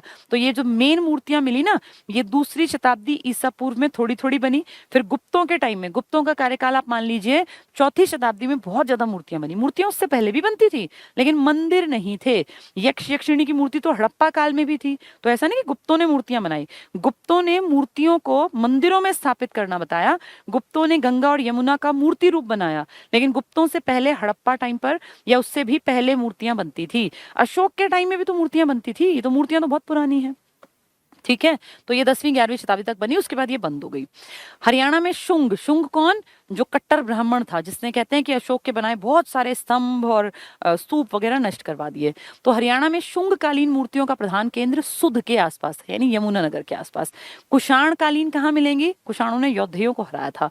मूर्तियों का प्रधान केंद्र रोहतक के आसपास का क्षेत्र था। तो उनके सांचे जहां थे ना, कहाँ थे? यौधेयों के सांचे रोहतक के खोखराकोट के आसपास थे ना। जबकि इनकी ज्यादा मुद्राएं कहाँ थी? यौधेयों की राजधानी प्रकृतनाग, जिसका नाम था नौरंगाबाद भिवानी में, ठीक है। तो ये कुषाण कालीन मूर्तियां, अगर सिक्के पूछे तो अलग आंसर होता है, मूर्ति पूछे तो अलग। हरियाणा से प्राप्त पूर्व मध्यकालीन मूर्तियां ज्यादातर या तो प्रतिहार और तोमर युगीन हैं। ये तोमर प्रतिहार किस काल में थे? जब हर्षवर्धन का खत्म हुआ ना काल, तो फिर आप ये मान लो 647 से लेके और लगभग 1200 के हेर फेर तक 1191 में तो फिर तराइन हो गया था। यानी आप माने कि 200-300 साल आपके यहाँ जो राज कर रहे थे, ये छोटे छोटे राजा थे लोकल। इनमें नाम आता है तोमरों का, प्रतिहारों का और फिर चौहानों का, ठीक है। विष्णु की मूर्ति, तो अब तक आपकी समझ में आया होगा कि हरियाणा में एक तो शिव जी की पूजा बहुत होती थी और एक विष्णु के वराह अवतार की, इन दोनों की पूजा ज्यादा थी। तो विष्णु की मूर्ति मोहनवाड़ी झज्जर पर शेष शैया, बहुत बहुत इंपॉर्टेंट, शेष शैया पर लेटे विष्णु की मूर्ति मिली है। ये फिजिलपुर फाजिलपुर है, इसको बोलते हैं फाजिलपुर, थोड़ा फिजिलपुर लिख दिया, फाजिलपुर सोनीपत से। तो देखो विष्णु की दो मूर्ति हो गई। अगर कहेंगे विष्णु, सिर्फ पूछा विष्णु की मूर्ति, तो आप कहोगे मोहनवाड़ी झज्जर से। लेकिन कहें जो HSSC पूछूगी शैया पर लेटे विष्णु की मूर्ति, तो आप कहोगे हरियाणा के सोनीपत से। ये ऐसे ही है जैसे हर्षकालीन तांबे की मुद्राएं कहाँ मिली थी? आपके सोनीपत पे, याद होगा ना आपको। इंडो ग्रीक दिरहम, सोने की मुद्रा, जो सिक्के मिले थे वो भी सोनीपत से।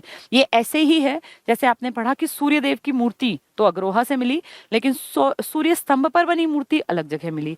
ऐसे ही बता रहे हैं कि विष्णु की मूर्ति अलग मिली, लेकिन विष्णु भगवान शेष शैया पर लेटे हुए, जैसे आपने विष्णु को देखा होगा ना भाई, जो उनका पिक्चर है, अगर उसमें पूछे तो आंसर आएगा फाजिलपुर सोनीपत। दो दो क्वेश्चन है ये एग्जाम के लिए, इनको ढंग से याद करना। सबसे पुरानी मूर्तियां किसकी हैं? यक्ष और यक्षिणियों की, जो पलवल में मिली हैं, हादस में मिली हैं और हथीन में मिली हैं, भादस और हथीन में और इसमें फरीदाबाद में, साउथ की वाली बेल्ट में। तो सबसे पुरानी मूर्तियां तो यक्ष यक्षिणियों की, क्योंकि ये तो हड़प्पा काल की हैं। उससे पहले के लोग तो मूर्तियां बनाते ही नहीं थे। तो आपको जो मूर्तियों के बारे में सबसे पहली जानकारी मिली ना, वो हड़प्पा काल की। लेकिन आपके हिंदू धर्म की पूछेंगे तो आप कहेंगे बेरी के मंदिर का शिव वाला और एक किलोई का, किलोई रोहतक वाला, बेरी झज्जर वाला। अगर आपके शिव मंदिर की बात करें तो उनका नाम टिक करना। सबसे प्राचीन मूर्तियां कहें तो यक्ष और यक्षिणी की पलवल वाली टिक करना, ठीक है, भादस, हथीन और फरीदाबाद वाली, ये है वो। अब ये समझने पड़ेंगे कि किसमें आंसर क्या आएगा। मूर्ति कला का सबसे ज्यादा विकास किसमें हुआ? गुप्त काल, क्योंकि मंदिरों में मूर्तियां ही मूर्तियां बना दी। और सोचो, गंगा यमुना को भी माँ का रूप देके और मूर्तियां बना दी। तो मूर्तियों का सबसे ज्यादा जो विकास हुआ वो गुप्त काल में हुआ। हिंदू धर्म की मूर्तियां पूछेंगे तो आप बेरी, झज्जर और किलोई का नाम लोगे, लेकिन वैसे सबसे पुरानी कहेंगे तो आप यक्ष यक्षिणी का नाम लोगे, ठीक है। अब आगे क्या कह रहे हैं ये, देवी देवताओं की मूर्तियों पर प्रभाव मथुरा शैली का पड़ा। दो शैली मेन है ना, एक गांधार शैली और एक मथुरा शैली। गांधार शैली ना बौद्ध धर्म की मूर्तियां ज्यादा बनी है, क्योंकि बौद्ध का बाहर भी प्रचार प्रसार था। लेकिन जो आपकी ये हिंदू धर्म की मूर्तियां है ना, इनमें गांधार का प्रभाव नहीं है, आपकी मथुरा शैली का प्रभाव है, ठीक है। स्मारक, क्या कोई स्मारक भी है? हाँ, बहुत सारे हैं, स्तूप हैं और इस तरह की चीजें हैं जिन पे हमें पता चला कि कैसे थे लोग। 8वीं से 12वीं शताब्दी, यानी ये आप मान लो तोमर और चौहानों की बात कर रहे हैं, कि कुछ खंडर प्राचीन मंदिर रोहतक में है, पिंजौर में है, कलायत, कैथल, इनसे प्राप्त हुए। चनेटी, चनेटी कहाँ है? यमुनानगर, पहले अंबाला में था ना। चनेटी से क्या मिला है देखें जरा, चनेटी में मौर्यकालीन स्तूप होने का पता चलता है। तो ये अंबाला वाला इलाका तो था जहाँ पे अशोक का स्तंभ भी था और स्तूप भी था। स्तूप में तो कहते हैं कि उन्होंने महात्मा बुद्ध के कोई अवशेष रखवाए थे, तो अशोक को तो शौक था ना स्तूप बनवाने का। तो चनेटी ग्राम का स्तूप है आपके यहाँ, अब यमुनानगर में है, पहले अंबाला में था। तो ये स्तूप है, ये इसका मतलब मौर्य, यानी ये अशोक के टाइम के दिन है। तो अशोक की दो चीजें हो गई, एक टोपरा का वो स्तंभ वाला और एक चनेटी का स्तूप वाला, ठीक है, दोनों याद रखना। ये अशोक की लाट, टोपरा को तोपड़ा लिखा है, टोपरा है ये, टोपरा जो पहले कहाँ था? अंबाला, अब किस में गिना जाता है? यमुनानगर। हिसार और फतेहाबाद में स्थित थी, ठीक है, अशोक की लाट। हिसार में और फतेहाबाद में कैसे? गुजरी महल था ना, वो पहले अशोक की ही लाट थी, बाद में उसको फतेहाबाद में इसने अपने नाम से बनाया था। अन्य महत्वपूर्ण तथ्य, अब उम्मीद है तुम्हें बहुत सारी चीजें समझ में आ रही होंगी, अब इनको लर्न करना आपकी पर्सनल जिम्मेदारी है। अब खोखरा कोट मैंने तो 10 बार बता दिया, रोहतक में है। किसके सांचे मिले थे? योद्धयों के सिक्के ढालने के, लेकिन योद्धयों के सिक्के सर्वाधिक कहाँ मिले? उनकी राजधानी में। क्या थी वो? प्रकृतनाग, जिसको हम कहते हैं नौरंगाबाद। औरंगाबाद क्या है? पलवल। यक्ष यक्षिणियों की मूर्ति कहाँ मिली? पलवल में। ये याद करने पड़ते हैं, ये सब याद ही करते हैं, इसका कोई तरीका नहीं है। और अगर शॉर्ट ट्रिक्स बताओगे तो शॉर्ट ट्रिक इतनी हो जाएंगी कि तुम उसमें ही कंफ्यूज हो जाओगे। तो इसको बार बार सुनो, पढ़ो, फिर अपना लाइन हाथ लगा के 5-5-5-5 याद करो। 5-6 दिन काम करना, हफ्ते भर के अंदर आपको सारे शब्द याद होंगे कि क्या कहाँ मिला है, पर पढ़ना पड़ेगा, ठीक है। अन्य महत्वपूर्ण तथ्य देखें, कृष्ण और उनके कार्यों से संबंधित चित्रकला रेवाड़ी में मिली है। तो कृष्ण भगवान का जो चित्रकला थी ना, कृष्ण को एक मूर्ति और चित्र के रूप में उकेरना, ये रेवाड़ी में मिला। आप अच्छी तरह जानते हो रेवाड़ी रेवतवाड़ी, रेवती जो राजा की बेटी थी, जो बलराम की पत्नी थी, उनके नाम पर था। राव यहीं के लोग थे। हरियाणा का नए पद्धति से बसाया पहला शहर करनाल है। अगर कहें हरियाणा का बहुत इंपॉर्टेंट नवीनतम पद्धति से बसा पहला शहर आपका, तो आप कहेंगे करनाल, जो आपकी सीएम सिटी भी है आज। जगाधरी के निकट सुध है, जिसको पहले शत्रुघ्न बोलते थे, पेपर में सुध ना आए और कहते हैं 12 खड़ी कहाँ मिली, तो आप ढूंढते रहना सुध, उसी का नाम क्या था? शत्रुघ्न। शत्रुघ्न मतलब शत्रु का नाश करने वाला। सुध से प्राप्त उत्तर वैदिक काल के काले चमकीले मृद भांड, मतलब मिट्टी के बर्तन। थानेसर का स्तूप, जो कि मैंने बताया आपको, किसने बनवाया था? अशोक ने। हिसार और टोपरा से प्राप्त हुए हैं। तो बहुत सारी चीजें मिली हैं पुराने टाइम की। हरियाणा में पिंजौर काल का यानी पंचकुला क्षेत्र में 10 स्थलों से निम्न पुरा पाषाण काल के औजार मिले हैं। यानी यहाँ से वो छेनी और इस तरह के जो पत्थर वत्थर, पूरा पाषाण काल, जब आदमी पढ़ना लिखना तो बहुत दूर की बात है, उसको बैठ के एक जगह रोटी खानी भी नहीं आती थी। पाषाण काल, जब वो क्या करता था? पाषाण पत्थरों का यूज करता था, जानवरों को प्रहार करके मारता था और उनको कच्चों को ही खा जाता था, वो पाषाण काल था। उस टाइम के साक्ष्य मिले हैं आपके कालका और पिंजौर में। कहते हैं यहाँ 1.5 करोड़ साल पुरानी एक खोपड़ी मिली थी। तो उससे अंदाजा लगाया कि भाई कितनी पुरानी, 1.5 करोड़ साल पहले, इसका मतलब आदि मानव थे यहाँ, तभी तो पूरा पाषाण काल होगा ना। इंसान जब था तब तो उसने लिखना पढ़ना और चीजें सीख ली थी, तो उसके बारे में बता रहे हैं। कहाँ से मिला? पिंजौर कालका से। हरियाणा के हिसार में स्थित राखी गढ़ी, राखी गढ़ी बहुत इंपॉर्टेंट है, हड़प्पा से जुड़ा हुआ पुरास्थल, हड़प्पा सभ्यता का दूसरा बड़ा पुरास्थल है, क्योंकि सबसे बड़ा तो पाकिस्तान में है। इंडिया का सबसे बड़ा पूछेंगे तो आप कहेंगे राखी गढ़ी है, हरियाणा का, ठीक है। बनावली, जो पहले हिसार में था, फतेहाबाद में है, जो उस टाइम का पिछड़ा था फिर भी एडवांस था। यहाँ आपको हल के साक्ष्य मिले, जुते हुए खेत के साक्ष्य मिले और मिट्टी का हल खिलौने के रूप में कई चीजें मिली। तो बनावली, फतेहाबाद, इसकी खुदाई में पुरातात्विक महत्व की विविध प्रकार की सामग्री मिली, जिसमें से मैंने कुछ आपको बताई। मीताथल भिवानी बहुत इंपॉर्टेंट, पूर्व हड़प्पा संस्कृति और सभ्यता के अवशेष प्राप्त हुए हैं। मीताथल से आपको हाकड़ा के सभ्यता के, जो कि मैंने बताया कि घग्गर का नाम है, और सीसवाल के, सीसवाल मेनली तो हिसार में है, लेकिन फैली तो होती है ना सभ्यता, एक गांव तक थोड़ी होती है, तो यहां भी मिला है। भिंडाड़ा, ये भिंडाना भी है और ये भिंडहाड़ा भी है, इसके कई नाम हैं। ये ओल्डेस्ट स्पॉट है, सबसे पुराना स्थल हड़प्पा काल का। ये कई बार आ जाता है भिंडाना, भिंडाना, भिंडहारा या हाड़ा एक ही है। से हाकड़ा, हाकड़ा बताया ना मैंने पुरानी, या हकरा इसी का नाम है, संस्कृति और पूर्व हड़प्पा संस्कृति के अवशेष मिले हैं। तो भिंडारा बहुत इंपॉर्टेंट है। बालू जो कि कैथल में पड़ता है, बालू। भगवानपुरा जो कि आपके कुरुक्षेत्र में है। सीसवाल आप जानते हैं हिसार में है। मदीना और गिरावड़ ये रोहतक में है, जैसे खोखरा कोट था ना, ऐसे हैं ये।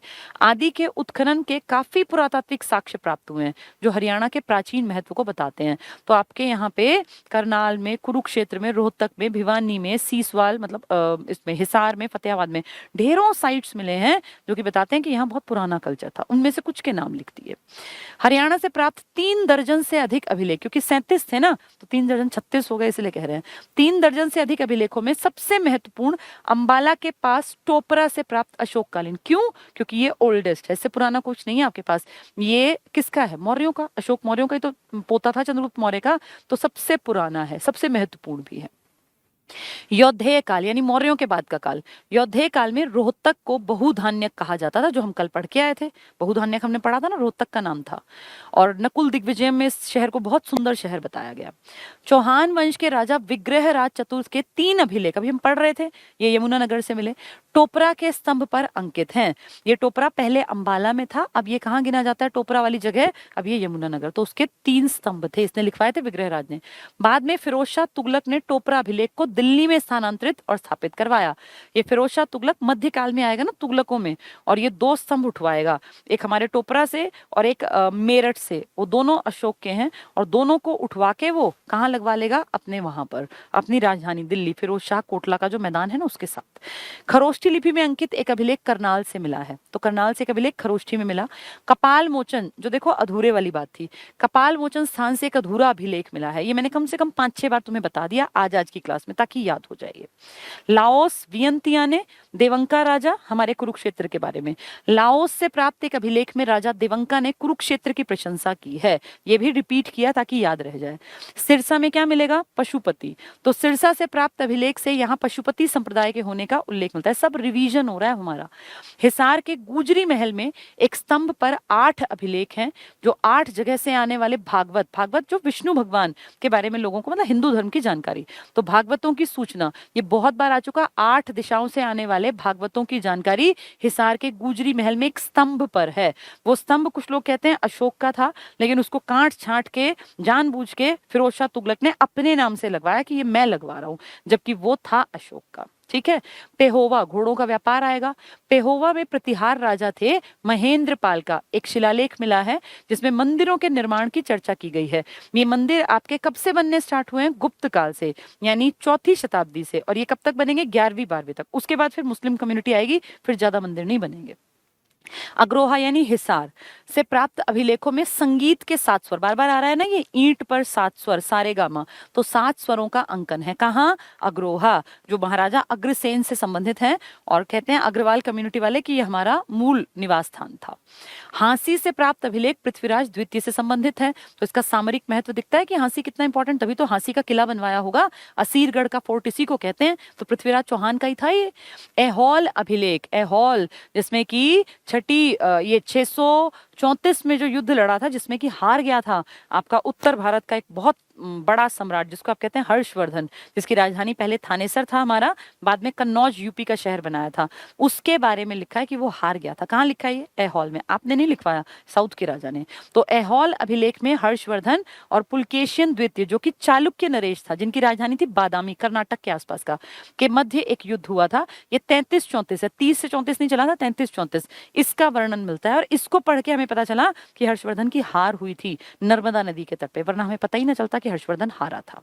ठीक है, चलिए प्रश्नोत्तर स्टार्ट हो गए। हरियाणा शब्द का अर्थ स्पष्ट करता है, कौन सी पुस्तक में हरियाणा में बहने वाली नदियां हैं, और कौन सा प्राचीन स्थल बुद्ध धर्म का। अब ये सब आपको आ जाएगा अगर आपने ये कल वाली और आज वाली क्लास ली है। तो ये डिफिकल्ट टॉपिक है बहुत ज्यादा, जो नहीं समझेंगे, जो समझेंगे उनको आसान दिखेगा, फिर उनको सुध, खोखरा, कोट, औरंगाबाद, नौरंगाबाद, प्रकृतनाथ, ये सब याद हो जाएगा। ये बार बार सुन के पढ़ के फिर लर्न करने पड़ते हैं, तब ये बात बनेगी। ठीक है, तो आज हमने बहुत इंपॉर्टेंट एक टॉपिक देखा। अब इसी का ये फर्स्ट टॉपिक पूरा हुआ, इसी से जुड़ा दूसरा टॉपिक है प्राचीन इतिहास का। फर्स्ट टॉपिक हमने आज पूरा कर लिया, सेकंड टॉपिक भी यही है। इसमें क्या किया, फर्स्ट वाली चीजों को थोड़ा सा और एक्सप्लेन कर दिया, सेम है, कोई अंतर नहीं है। जो अब तक बोल रही हूँ ना, 1 घंटे हो गया हमें पढ़ते हुए, वो सेम बातें इसमें आएंगी। बस इसमें क्या करेंगे, सी सवाल को थोड़ा सा एक्सप्लेन कर दिया, हाकड़ा को थोड़ा सा बड़ा करके बता दिया, या अपनी जो ये है ना मीताथल, बालू, कैथल वाला, जींद वाला, नचार खेड़ा, इन सबको थोड़ा थोड़ा एक्सप्लेन कर दिया। सेम बातें हैं, ये प्रागैतिहासिक काल और हरियाणा है। अभी तो हम सोर्सेस पढ़ रहे थे, अब उसमें हरियाणा में प्राग ऐतिहासिक काल, प्रागैतिहासिक और आद्य ऐतिहासिक भी है, क्योंकि इसमें हड़प्पा वाला भी सारा आ जाएगा। ठीक है, तो जो अब तक पढ़ा ना, उसका ही बहुत बड़ा हिस्सा अब इस टॉपिक में। इसके बाद आपका प्राचीन काल खत्म हो जाएगा। प्राचीन मैंने पढ़ा दिया, मध्य हम कंप्लीट कर चुके, पढ़ा रही हूँ प्राचीन को, और मॉडर्न इंडिया तो हमने पहले ही पढ़ लिया था। तो इससे आपका हिस्ट्री का टॉपिक क्लियर हो जाएगा। ठीक है, हिस्ट्री के बाद अब नेशनल हाईवेज और कुछ जो इंपॉर्टेंट रह गया ना, पशुपालन वाला, वो कराऊंगी। पहले इसको पढ़ते हैं, prehistoric age and Haryana. कुछ विद्वान जैसे परशुराम, परशुराम हम क्यों पढ़ के आए, क्योंकि ब्राह्मण धर्म मानता है कि परशुराम हमारे इनके हम वंशज हैं। तो परशुराम, जिन्हें हरि के नाम से संबोधित किया जाता है, इनके नाम से हरियाणा शब्द की उत्पत्ति मानी जाती है। ऐतिहासिक स्रोतों की दृष्टि से हरियाणा के इतिहास को 3 भागों में बांटा जाता है। एक प्रागैतिहासिक काल, जिसका कुछ लिखित नहीं मिला, एक आद्य ऐतिहासिक, लिखित मिला, हमें पढ़ना नहीं आता, ऐतिहासिक लिखित भी है और हमें पढ़ना भी आ गया। प्रागैतिहासिक काल की वो खोपड़ी मिली और उसके बारे में हमें क्या पता, बस अंदाजा लगा लिया। आद्य ऐतिहासिक का हड़प्पा का मिला, लिखा है पर हमें पढ़ना नहीं आया। ऐतिहासिक का ये जो ब्राह्मी लिपि में लिखे लेख पढ़े आपने, अभी आपने पढ़ा 12 खड़ी वाला, या आपने पढ़ा संस्कृत वाला, या अशोक की बातें, तो वो सब पढ़ना तो आ गया आपको, वो ऐतिहासिक है। ठीक है, अभी कहते हैं प्रागैतिहासिक काल, तो इसके बारे में कैसे पता चलेगा, इनके औजारों से। पाषाण काल, नव पाषाण काल, फिर जब ये पत्थर थे तो कैसे पहले बड़े बड़े भारी भारी पत्थर लेके मारते थे, फिर इन्होंने पत्थर को शेप देना स्टार्ट किया, फिर इन्होंने आग की खोज की, फिर उन्होंने थोड़ी थोड़ी लाइफ को स्टेबल ढंग से जीना सीखा। तो ये बहुत पुराने लोग थे। तो प्रागैतिहासिक काल, प्राग मतलब बहुत पुराना, जिस काल का लिखित विवरण उपलब्ध नहीं है, लिखेंगे कहाँ से, अभी तो लाइफ ही जीनी नहीं आती थी ढंग से, उस काल को प्रागैतिहासिक काल कहते हैं। इसके 3 भाग हैं। पहला पूरा पाषाण काल, पाषाण मतलब पत्थर, जब इंसान पत्थरों से ही शिकार करके पेट भर लेता था, बस उतनी लाइफ थी।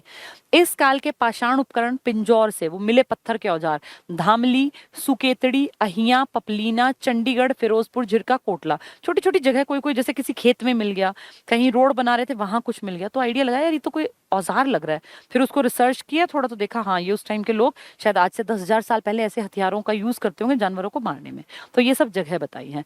आदि स्थलों से प्राप्त हुए, ये याद नहीं करना, सिर्फ समझना है। ये छोटे गोल चपटे पत्थरों के रूप में, पत्थर उठा के मारते होंगे। पत्थर कैसे आए, या तो पहाड़ों से आए होंगे या नदियों के साथ बहकर आए होंगे, तो हजारों साल पुरानी बातें हैं, तब से ये पत्थर यूज कर रहे हैं। इस प्रकार के उपकरण सोहन नदी घाटी से भी प्राप्त हुए। तो नदी में तो पत्थर जो होंगे वो गोल हो जाते हैं ना, अगर आप कभी नदी में गए हैं तो आपको पता होगा, पानी के साथ जो पत्थर चलते हैं ना वो हमेशा गोल होते हैं। आप देखना गंगा के आसपास जितने पत्थर होंगे वो लगभग गोल हो जाएंगे, चिकने पत्थर हो जाते हैं। इसीलिए नव पाषाण काल, जिसमें कि वो आग को खोज लेगा, थोड़ा उसका लाइफ स्टेबल हो जाएगी। इस काल में मानव ने कृषि करना सीख लिया था। इसके साक्ष्य हिसार के सीसवाल, सीसवाल वाले हड़प्पा से पुराने, सबसे पुराने हरियाणा में से प्राप्त हुए। इसका मतलब खेती करते थे। अतः इस सभ्यता का नाम सीसवाल सभ्यता या संस्कृति रखा गया। पेपर में आ जाएगा हरियाणा में हड़प्पा से भी प्राचीन सभ्यता कौन सी है, तो आप कहोगे सीसवाल कालीन। सीसवाल बेसिकली गांव का नाम है, हिसार में पड़ता है ये। इनकी सभ्यता हड़प्पा से भी पुरानी है। ताम्र पाषाण काल, अब तांबे का यूज करेंगे, तो तांबे का यूज करेंगे मतलब थोड़े एडवांस्ड हो गए। रोहतक और हिसार जिलों के कुछ भागों में ताम्रकालीन औजार मिले, लेकिन अभी वो औजारों तक है मेन। ठीक है, पाषाणिक युग में हरियाणा क्या था, 2 क्षेत्र थे, एक अरावली और एक शिवालिक। शिवालिक वाले ऊपर रहते होंगे, अरावली वाले नीचे। ठीक है। तो ये फिरोजपुर, झिरका, मेवात, दिल्ली, और मानव कपाल, पिंजौर से मिला वो खोपड़ी जो मैंने आपको बताया था, और कालका के आसपास। इन प्रारंभिक साक्ष्यों का उत्खनन डॉक्टर गाई पिलग्रिम, कहीं कहीं GYE लिखा है तो वो यही गाई है, गाई पिलग्रिम नाम का एक आदमी है जिसने बहुत रिसर्च किया। तो इसने किया है सब चीजों का। हरियाणा प्रदेश से चंडीगढ़ पिंजौर, ये इंपॉर्टेंट पॉइंट है, चंडीगढ़ पिंजौर के आसपास से प्राप्त एक खोपड़ी के वैज्ञानिक अध्ययन के बाद डॉक्टर गाई पिलग्रिम ने निष्कर्ष निकाला कि कोई 1.5 करोड़ वर्ष पहले यहाँ आदि मानव रहता था। तो सोचो, चंडीगढ़ के आसपास खोपड़ी मिली, कहते हैं कि 1.5 करोड़ साल पुरानी खोपड़ी है, पूरा शरीर कंकाल ऐसे नहीं, बहुत सारे मिले, बस वो एक खोपड़ी मिली, यानी टाइम के साथ वो खत्म नहीं हुई। तो उससे आइडिया लगाया रिसर्च से कि 1.5 करोड़ साल पहले इस इलाके में आदि मानव ना जंगलों के इलाके में रहते थे, क्योंकि वहां जानवर मिलते होंगे, तो ऐसे मैदानों में आके नहीं घूमते थे, उनको खेती तो करनी आती नहीं थी, उनका टारगेट क्या था, कोई पत्थर मिल जाए, जानवर को मार दें और पेट भर लें, यही तो काम था उनका। तो इस इलाके में थे, इसलिए देखो शिवालिक के रीजन की बात कर रहे हैं। दिलीप चक्रवर्ती, ये बहुत बड़े बड़े इतिहासकार हैं, पुरातात्विक हैं। नयन जोत लाहिड़ी, याद नहीं करना, सिर्फ पढ़ना है। SR Phogat, GC Mahapatra, M Kumar आदि पुरातात्विदों को इस सभ्यता से संबंधित स्थानों से दूधिया भूरे रंग के क्वार्टजाइट नामक सख्त पत्थर के बहुत सारे औजार मिले। तो क्वार्टजाइट के औजार, अगर आप कभी जाएंगे ना तो चंडीगढ़ में एक बहुत सुंदर म्यूजियम है, देखने लायक, मैंने देखा है। वहां आप जाएंगे तो आपको एक आइडिया लगेगा कि लाइफ कैसे कैसे परिवर्तित हुई। उसमें कई फ्लोर्स पे बना रखा है, और आदि मानव से आज तक के मानव को बड़े अच्छे ढंग से उन्होंने समझा रखा है। तो उसमें बहुत बड़े बड़े से आदि मानव के उन्होंने, जैसे होता है ना पुतले टाइप में दिखा रखे हैं, उनके औजार भी रखे हुए हैं। तो वहां जाके आप आइडिया लगाएं कि इस तरह से लाइफ थी पहले। तो पत्थर के क्वार्टजाइट तो नेचर से मिलेगा, पत्थर तो भैया नेचर से तो मिलेगा, इंसान थोड़ी बनाएगा। पत्थर के बहुत औजार मिले, तो उसको वो काट छाट के ठीक करते मारने के लिए। हरियाणा से प्राप्त पूरा पाषाण कालीन औजार मोटे तौर पर 2 तरह के थे, कोर और फ्लेक, मतलब औजारों के नाम हैं। अब हरियाणा से प्राप्त निम्न पुरापाषाण में पत्थर, खुरचने, जिससे कुछ ये करते होंगे, क्रोड़, कुल्हाड़े और गंडासे, इस तरह की चीज मिली, ये इससे जानवरों को मारने का काम करते होंगे। हरियाणा से प्राप्त मध्य पुरापाषाण काल में फिर खुरचने, गंडासे, बेधक, सुआ और कुल्हाड़े मिले, यानी औजार बदलते रहे थोड़े थोड़े। हरियाणा से प्राप्त उच्च पुरापाषाण जो बाद में आए, कुल्हाड़े, गंडासे, तक्षिणी और बेधक मिले। अब तक्षिणी नाम की चीज आ गई। मध्य पाषाण काल में औजारों का आकार छोटा हो गया, पहले क्या थे, बड़े बड़े पत्थर लेके मारते थे, फिर थोड़े समझदार हुए कि यार इतना बड़ा पत्थर उठा के फेंकने में भी तो दूर नहीं जा पाता ना, ऐसा औजार बनाएंगे नुकीला सा, छोटा हल्का लेकिन दूर तक जाए, और जानवर को जैसे गर्दन पे लग गया, पेट पे लग गया तो मर जाए। थोड़ी समझ बढ़ी ना इनकी। तो मध्य पाषाण काल में औजारों का आकार छोटा हो गया, जिन्हें लघु अश्म या माक्रोलिथ कहा गया। पहले बड़े बड़े पत्थरों को फेंकते थे, छोटे बना लिए। हरियाणा से प्राप्त मध्य पाषाण युग के औजारों में गंडासे, खुरचने, बधक, तक्षिणी और सुआ, वही सेम। हरियाणा में डॉक्टर दिलीप चक्रवर्ती और नयन जोत लाहिड़ी को गुड़गांव, फरीदाबाद क्षेत्र में, ये फिर देखो वो आ गई अरावली की पहाड़ियां, मतलब जानवर मिलते होंगे, निम्न स्थानों पर मध्य पाषाण युगीन औजार मिले हैं।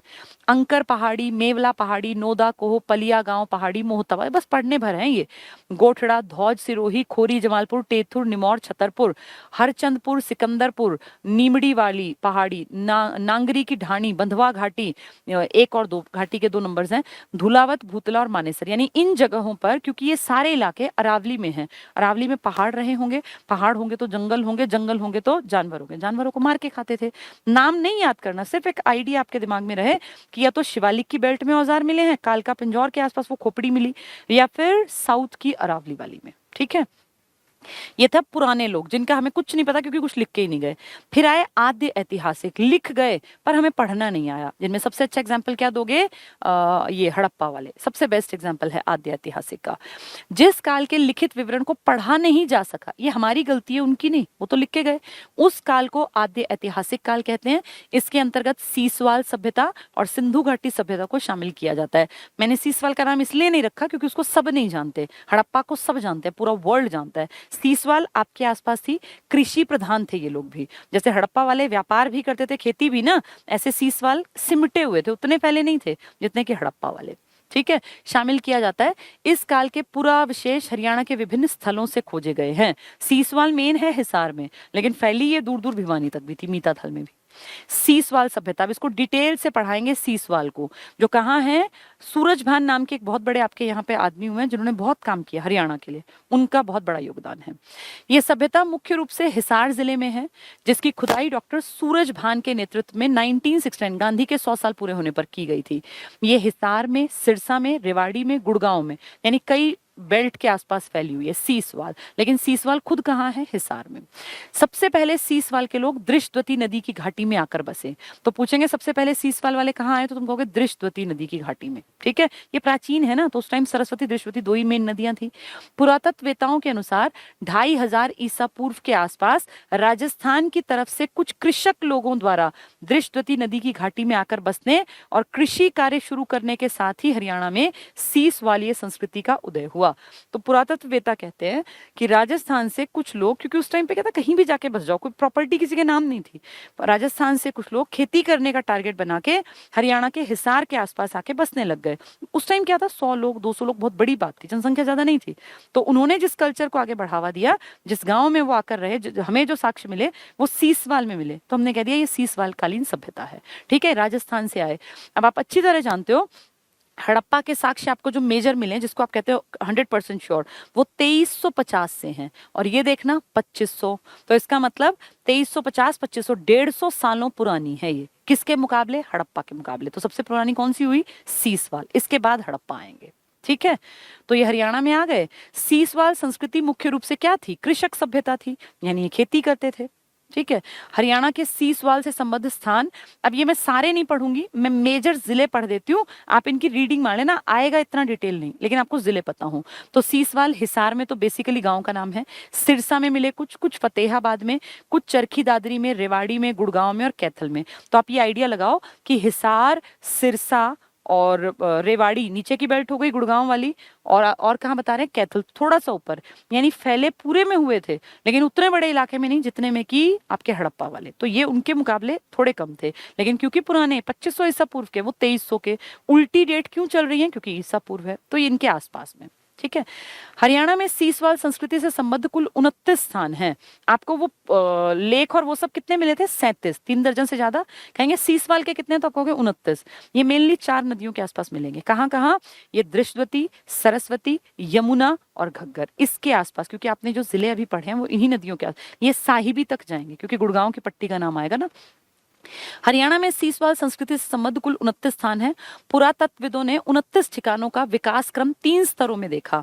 सबसे पहले ये कहाँ फैले देखना, पूरा मतलब सबसे पुराने सीसवाल की बस्तियां, फिर मध्य में जो बस्तियां आई, और फिर जो अंतिम सीसवाल की बस्तियां थी, क्योंकि बाद में तो ये नष्ट हो गए। तो एक तो पुराने, एक बीच वाले और एक अंतिम वाले। ठीक है, अब पुरा कहाँ मिली है, तो देखें कौन सी नदियों के पास। पुरातत्वविदों के अनुसार हरियाणा में कुल 13 पुरा मतलब पुरानी सीसवाल कालीन बस्तियां हैं। टोटल 29 है ना, उसमें से 13 बता रहे हैं ये वो पुरा हैं, जिनमें से 2 सरस्वती नदी की घाटी में, 2 यमुना नदी की घाटी में और 9 दृष्टवती नदी की घाटी में हैं। तो हरियाणा की सबसे इंपॉर्टेंट नदियों में सरस्वती और दृष्टवती पुरानी सभ्यता के टाइम पर थी। ठीक है, तो ये ऐसे याद नहीं करना सारा कुछ, बस एक आइडिया रखो कि दृष्टवती, यमुना और किसके पास है? ये सरस्वती के आसपास, पुरा वाली। ठीक है, इसके बाद मध्य, ये भी आसपास ही मिलेंगी। हरियाणा में मध्य सीसवाल बस्तियों की संख्या 20 है, जिनमें एक कहाँ मिली? सरस्वती नदी घाटी में। एक जो मिली वो सरस्वती, ये जो 29 लिखी थी ना, ये मेजर थी, था ना, ये 29 स्थान है। लेकिन 29 स्थान में फिर छोटे छोटे डिवाइड करके बहुत सारे, जैसे एक ही इलाके में 5 बस्ती, नाम एक है, बस्ती 5 है, इस तरह से उसको डिवीजन लंबा कर रहे हैं वो। तो मध्य में कितनी मिली? 20। एक सरस्वती नदी घाटी में, 2 घग्गर में और 12 दृष्टवती। यहाँ देखो 9 दृष्टवती, यहाँ 12। फिर है अंतिम सीसवाल की, इसमें 28 है संख्या, जो सबसे ज्यादा है, क्योंकि टोटल 29 में से 28 मतलब डिवीजन ज्यादा आगे बढ़ा दिया। टोटल मिलाएंगे बड़े पैमाने पे तो 29 थी।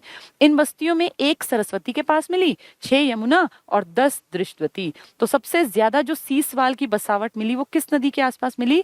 दृष्टवती नदी के पास। सीसवाल 2500 ईसा पूर्व के आसपास है। टिपिकल सीसवाल गांव का नाम पूछेंगे तो आप कहेंगे हिसार, अदरवाइज ये हिसार, सिरसा, फतेहाबाद, नीचे गुड़गांव, रेवाड़ी और ऊपर अगर देखें तो कुरुक्षेत्र, कैथल तक फैली हुई है। तो पूरे में फैली हुई है, तभी ये कह रहे हैं घग्गर का भी नाम ले रहे हैं, यमुना का भी, दृष्टवती का भी, ये कई नदियों का नाम ले रहे हैं इसी कारण से। ठीक है, और देखो आगे, और 11 साहिबी नदी की घाटी में। तो साहिबी क्यों पहुंच गए? क्योंकि गुड़गांव का नाम है। तो पूरे हरियाणा में कहीं कहीं चप्पे चप्पे पर, कहीं कहीं पर ये फैली हुई थी। ठीक है, अब नदियों में देखो, हमने देख लिया किस किस का नाम। दृष्टवती का नाम देखा हमने, सरस्वती का पुरानी हो गई, यमुना साहिबी आज की हो गई, और एक हमने क्या अलग से पढ़ा इसमें, घग्गर ये रहा। तो सारी नदियां आपको याद रखनी है। प्राचीन कहेंगे तो सरस्वती और दृष्टवती, आज की कहेंगे तो घग्गर और यमुना, और दक्षिण वाली कौन सी बेल्ट में, तो साहिबी नदी। ठीक है, 5 नदियों के आसपास ये सीसवाल वाले फैले हुए थे। इसके प्रमुख स्थल क्या क्या थे, तो सीसवाल सबसे इंपॉर्टेंट हिसार वाला।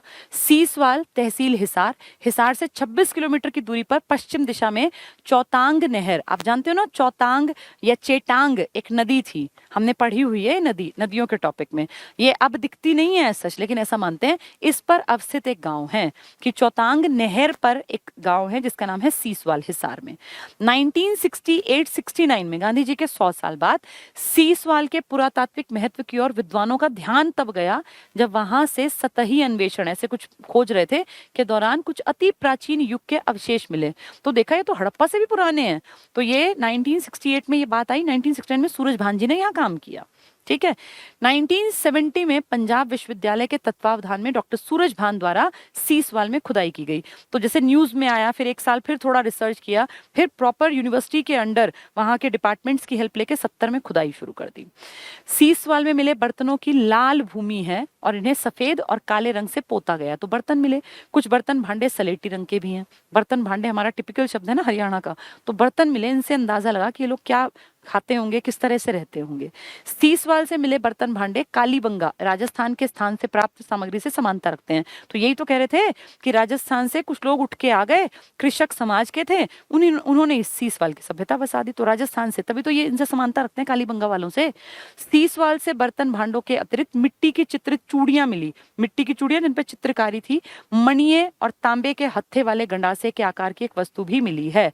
तो यहाँ सीसवाल को आपको दिमाग में रखना है, हिसार के आसपास की कम्युनिटी ज्यादा थी इसमें। वैसे ये हिसार, फतेहाबाद, गुड़गांव और ये आपके कैथल और इसके आसपास भी फैले थे। नदियां पूछ लेंगे तो 5 याद रखना, पुरानी 2 दृष्टवती सरस्वती, आज की 2 घग्गर और यमुना, और एक आपकी साहिबी। टोटल बड़ी साइट्स 29 हैं, वैसे फैली हुई हैं, कोई 20 कह रहा है, कोई कुछ कह रहा है, कोई कुछ कह रहा है। तो दृष्टवती के आसपास इनका जमावड़ा ज्यादा था। इनके बर्तन भांडे जितने मिले उनसे आपने अंदाजा लगाया। 1968 में थोड़ी सी न्यूज बनी, 69 में काम हुआ, 70 में प्रॉपर तरीके से पंजाब यूनिवर्सिटी की मदद से यहाँ पूरे जैसे वैज्ञानिकों की टीम आई, दल आया, उन्होंने फिर खोजबीन की और तब पता लगा कि ये तो हड़प्पा से भी पुराने हैं। तो ये है सीसवाल कालीन सभ्यता। ठीक है, ऐसे फिर और भी है मीताथल वगैरह, लेकिन अब टाइम उतना नहीं है, अब 1.5 घंटा बहुत होता है पढ़ने के लिए। कल मीताथल, बनावली, राखी गढ़ी को हम डिटेल से जानेंगे। बालू, जिनके नाम मैंने आज पढ़ाए हैं ना, उन्हीं को। फिर सीसवाल की विशेषताएं क्या है, वो जानबूझ के दोबारा रिपीट कर दिया मैंने ताकि ये याद हो जाए। ये सब चीजें कल पढ़ लेंगे, कल इसको कंप्लीट कर लेंगे। तो कल हमारी हिस्ट्री ऑफ हरियाणा कंप्लीट हो जाएगी। इसमें 6 टॉपिक्स थे मेन जो मैंने सारे करा दिए। अब कल कंप्लीट हो जाएगा हिस्ट्री ऑफ हरियाणा। ठीक है, फिर उसके बाद देखते हैं अगला टॉपिक, या तो नेशनल हाईवेज का उठाएंगे या पशु जनगणना वाला। चलिए आज के लिए इतना ही। बस करो मैम जी, शीला नफरिया जी, बस करो, तो फिर सिलेबस कंप्लीट नहीं होगा। अब आपको ये क्लास आपके फोन में है, जब मन करे देख लेना। जरूरी नहीं कि आप एक ही दिन में सारा पढ़ें, आप इसको डबल डिवाइड करके देख लीजिए। 1 घंटे 45 मिनट देखो, अगले दिन फिर 45 मिनट देख लो। अब ये क्लास आपको तब देखने के लिए आपके फोन में है जब आप उस टॉपिक को पढ़ना चाहते हो। एक बार कोर्स कंप्लीट होने के बाद ना आपके हाथ में रहेगी सारी चीजें। अब आपका मन कर रहा है आज मैं नदियों का टॉपिक प्रिपेयर करूं, तो तुरंत से खोला नदियों का टॉपिक, सुन लिया पहले, स्पीड बढ़ा के, फिर किताब उठा के पढ़ ली, तो नदियां कंप्लीट आपकी। ऐप का बहुत बड़ा फायदा यही है, जैसे क्लास में क्या होता है, अब मैंने पढ़ा दिया उनको, मैंने मिट्टियां पढ़ाया, बस पढ़ा दिया, उसके बाद अब वो मिट्टियां पढ़ना चाहेंगे तो उन्हें किताब मिलेगी। लेकिन ऐप वालों को क्या है, मिट्टियां दोबारा से चले जाओ, मिट्टियां कहाँ पढ़ाई थी, दोबारा से खोल के मिट्टियों को सुन लो डबल स्पीड में, फिर किताब पढ़ लो। ऐसे ही जल संसाधन है, नदियां आपको पढ़ाई तो आपके फोन में है, जब चाहो नदियों का टॉपिक उठा के खोल के पढ़ लेना, सुन लेना, फिर किताब पढ़ लेना। एक बार सिलेबस कंप्लीट हो जाएगा ना, तो आपको जब तब जो भी टॉपिक तैयार करना होगा उसमें आपको बहुत आसानी रहेगी। ये लंबी क्लासेस को आप 2 हिस्सों में डिवाइड करके देख लिया करो, एक बार सारी सुन लिया करो, फिर जब पढ़ने बैठो तो एक चैप्टर की क्लास एक टाइम में देख लो। ठीक है, चलिए अब धीरे धीरे सारी चीजें जो है वो कंप्लीशन पे आती जा रही हैं, और मेरे ख्याल अब 10 दिन पकड़ेगा नहीं है, 10 दिन में कोर्स कंप्लीट हो जाएगा। तो उसके बाद फिर आपकी अपनी जिम्मेदारी रहेगी कि आप कितना अच्छे ढंग से इन चीजों को कवर कर पाते हैं। जितना ज्यादा पढ़ोगे, जितना ज्यादा बार सुनोगे, लिखोगे, पढ़ोगे, याद करोगे, उतना अच्छा रिजल्ट आएगा। बाकी अपने लिए मेहनत सबको खुद करनी पड़ती है, कोई भी टीचर या पेरेंट्स बच्चे के हिस्से की मेहनत कर नहीं सकते। ठीक है, मैंने कोशिश की है कि चीजें आपके दिमाग में एक बार ऐसी फिट हो जाएं कि जब आप किताब उठाएं तो आपको याद आए कि खोखरा कोट, बालू, सीस वाली तो मैंने पढ़ा हुआ है, या सुध में जगाधरी में क्या मिला, कपाल मोचन में क्या मिला, अग्रोहा में क्या मिला, यक्ष यक्षिणियों की मूर्तियां कहाँ मिली, तांबे की सिक्के कहाँ मिले। तो ये अब जब दोबारा किताब से पढ़ोगे ना तो आपको कंपैरेटिवली आसानी होगी। ठीक है, यही कर सकता है एक टीचर कि चीजों को प्रेजेंट आसानी से कर दे। बाकी पढ़ना ना पढ़ना तो स्टूडेंट के अपने हाथ में होता है, हर कोई नहीं सीख सकता। अब मुझे हजारों बच्चे सुनेंगे, हजारों बच्चों ने हरियाणा जीके पढ़नी है, लेकिन रिजल्ट वो देंगे जो सुनने के बाद अपने आप सेल्फ स्टडी भी करेंगे। क्योंकि जब तक आप याद नहीं करेंगे, ये टेबल याद करने पड़ेंगे कि किसकी क्या इंपॉर्टेंस है, कौन सी चीज कहाँ मिली, किस काल में मिली। अब योद्धाओं के सांचे एक बार बताने से थोड़ी याद होते हैं, मैंने कई बार बताया, 5-6 बार ये एक्सप्लेन किया कि सिक्के पूछे तो ये आंसर आएगा, सांचे पूछे तो ये आएगा। अब ये आपको पता होना चाहिए, सिक्के राजधानी में मिले यानी नौरंगाबाद, भिवानी, प्रकृतनाथ में, और सांचे मिले थे खोखराकोट, रोहतक में। लेकिन पढ़ना पड़ेगा। सूर्यदेव की मूर्ति, स्तंभ पे बनी मूर्ति, ऐसे ही विष्णु भगवान की मूर्ति, शेष शैया पे लेटे विष्णु की मूर्ति, या फिर ये अपना दिरहम जो मिले वो कहाँ मिले, तो ये बार बार पढ़ने पड़ते हैं। ठीक है, बाकी खूब मेहनत करो, मेहनत का जवाब हमेशा भगवान देते हैं और प्रभु सुनते हैं। किस्मत हमेशा, ऐसा हो सकता है आपको लगे यार मेरी किस्मत में नहीं है, मेरी किस्मत में नहीं है, 1 बार 2 बार 4 बार, लेकिन फाइनली देखना, जो लोग अपने काम पे डटे रहते हैं, जो कर्म सिद्धांत का पालन करते हैं, फाइनली उन्हें जरूर जरूर जरूर कामयाबी मिल जाती है।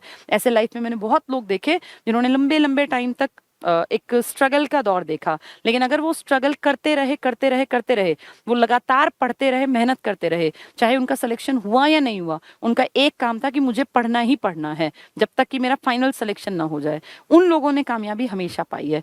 जो ये सोच के बैठ गए कि यार मैं इतना नहीं पढ़ सकता, तो फिर सिलेक्शन नहीं होगा।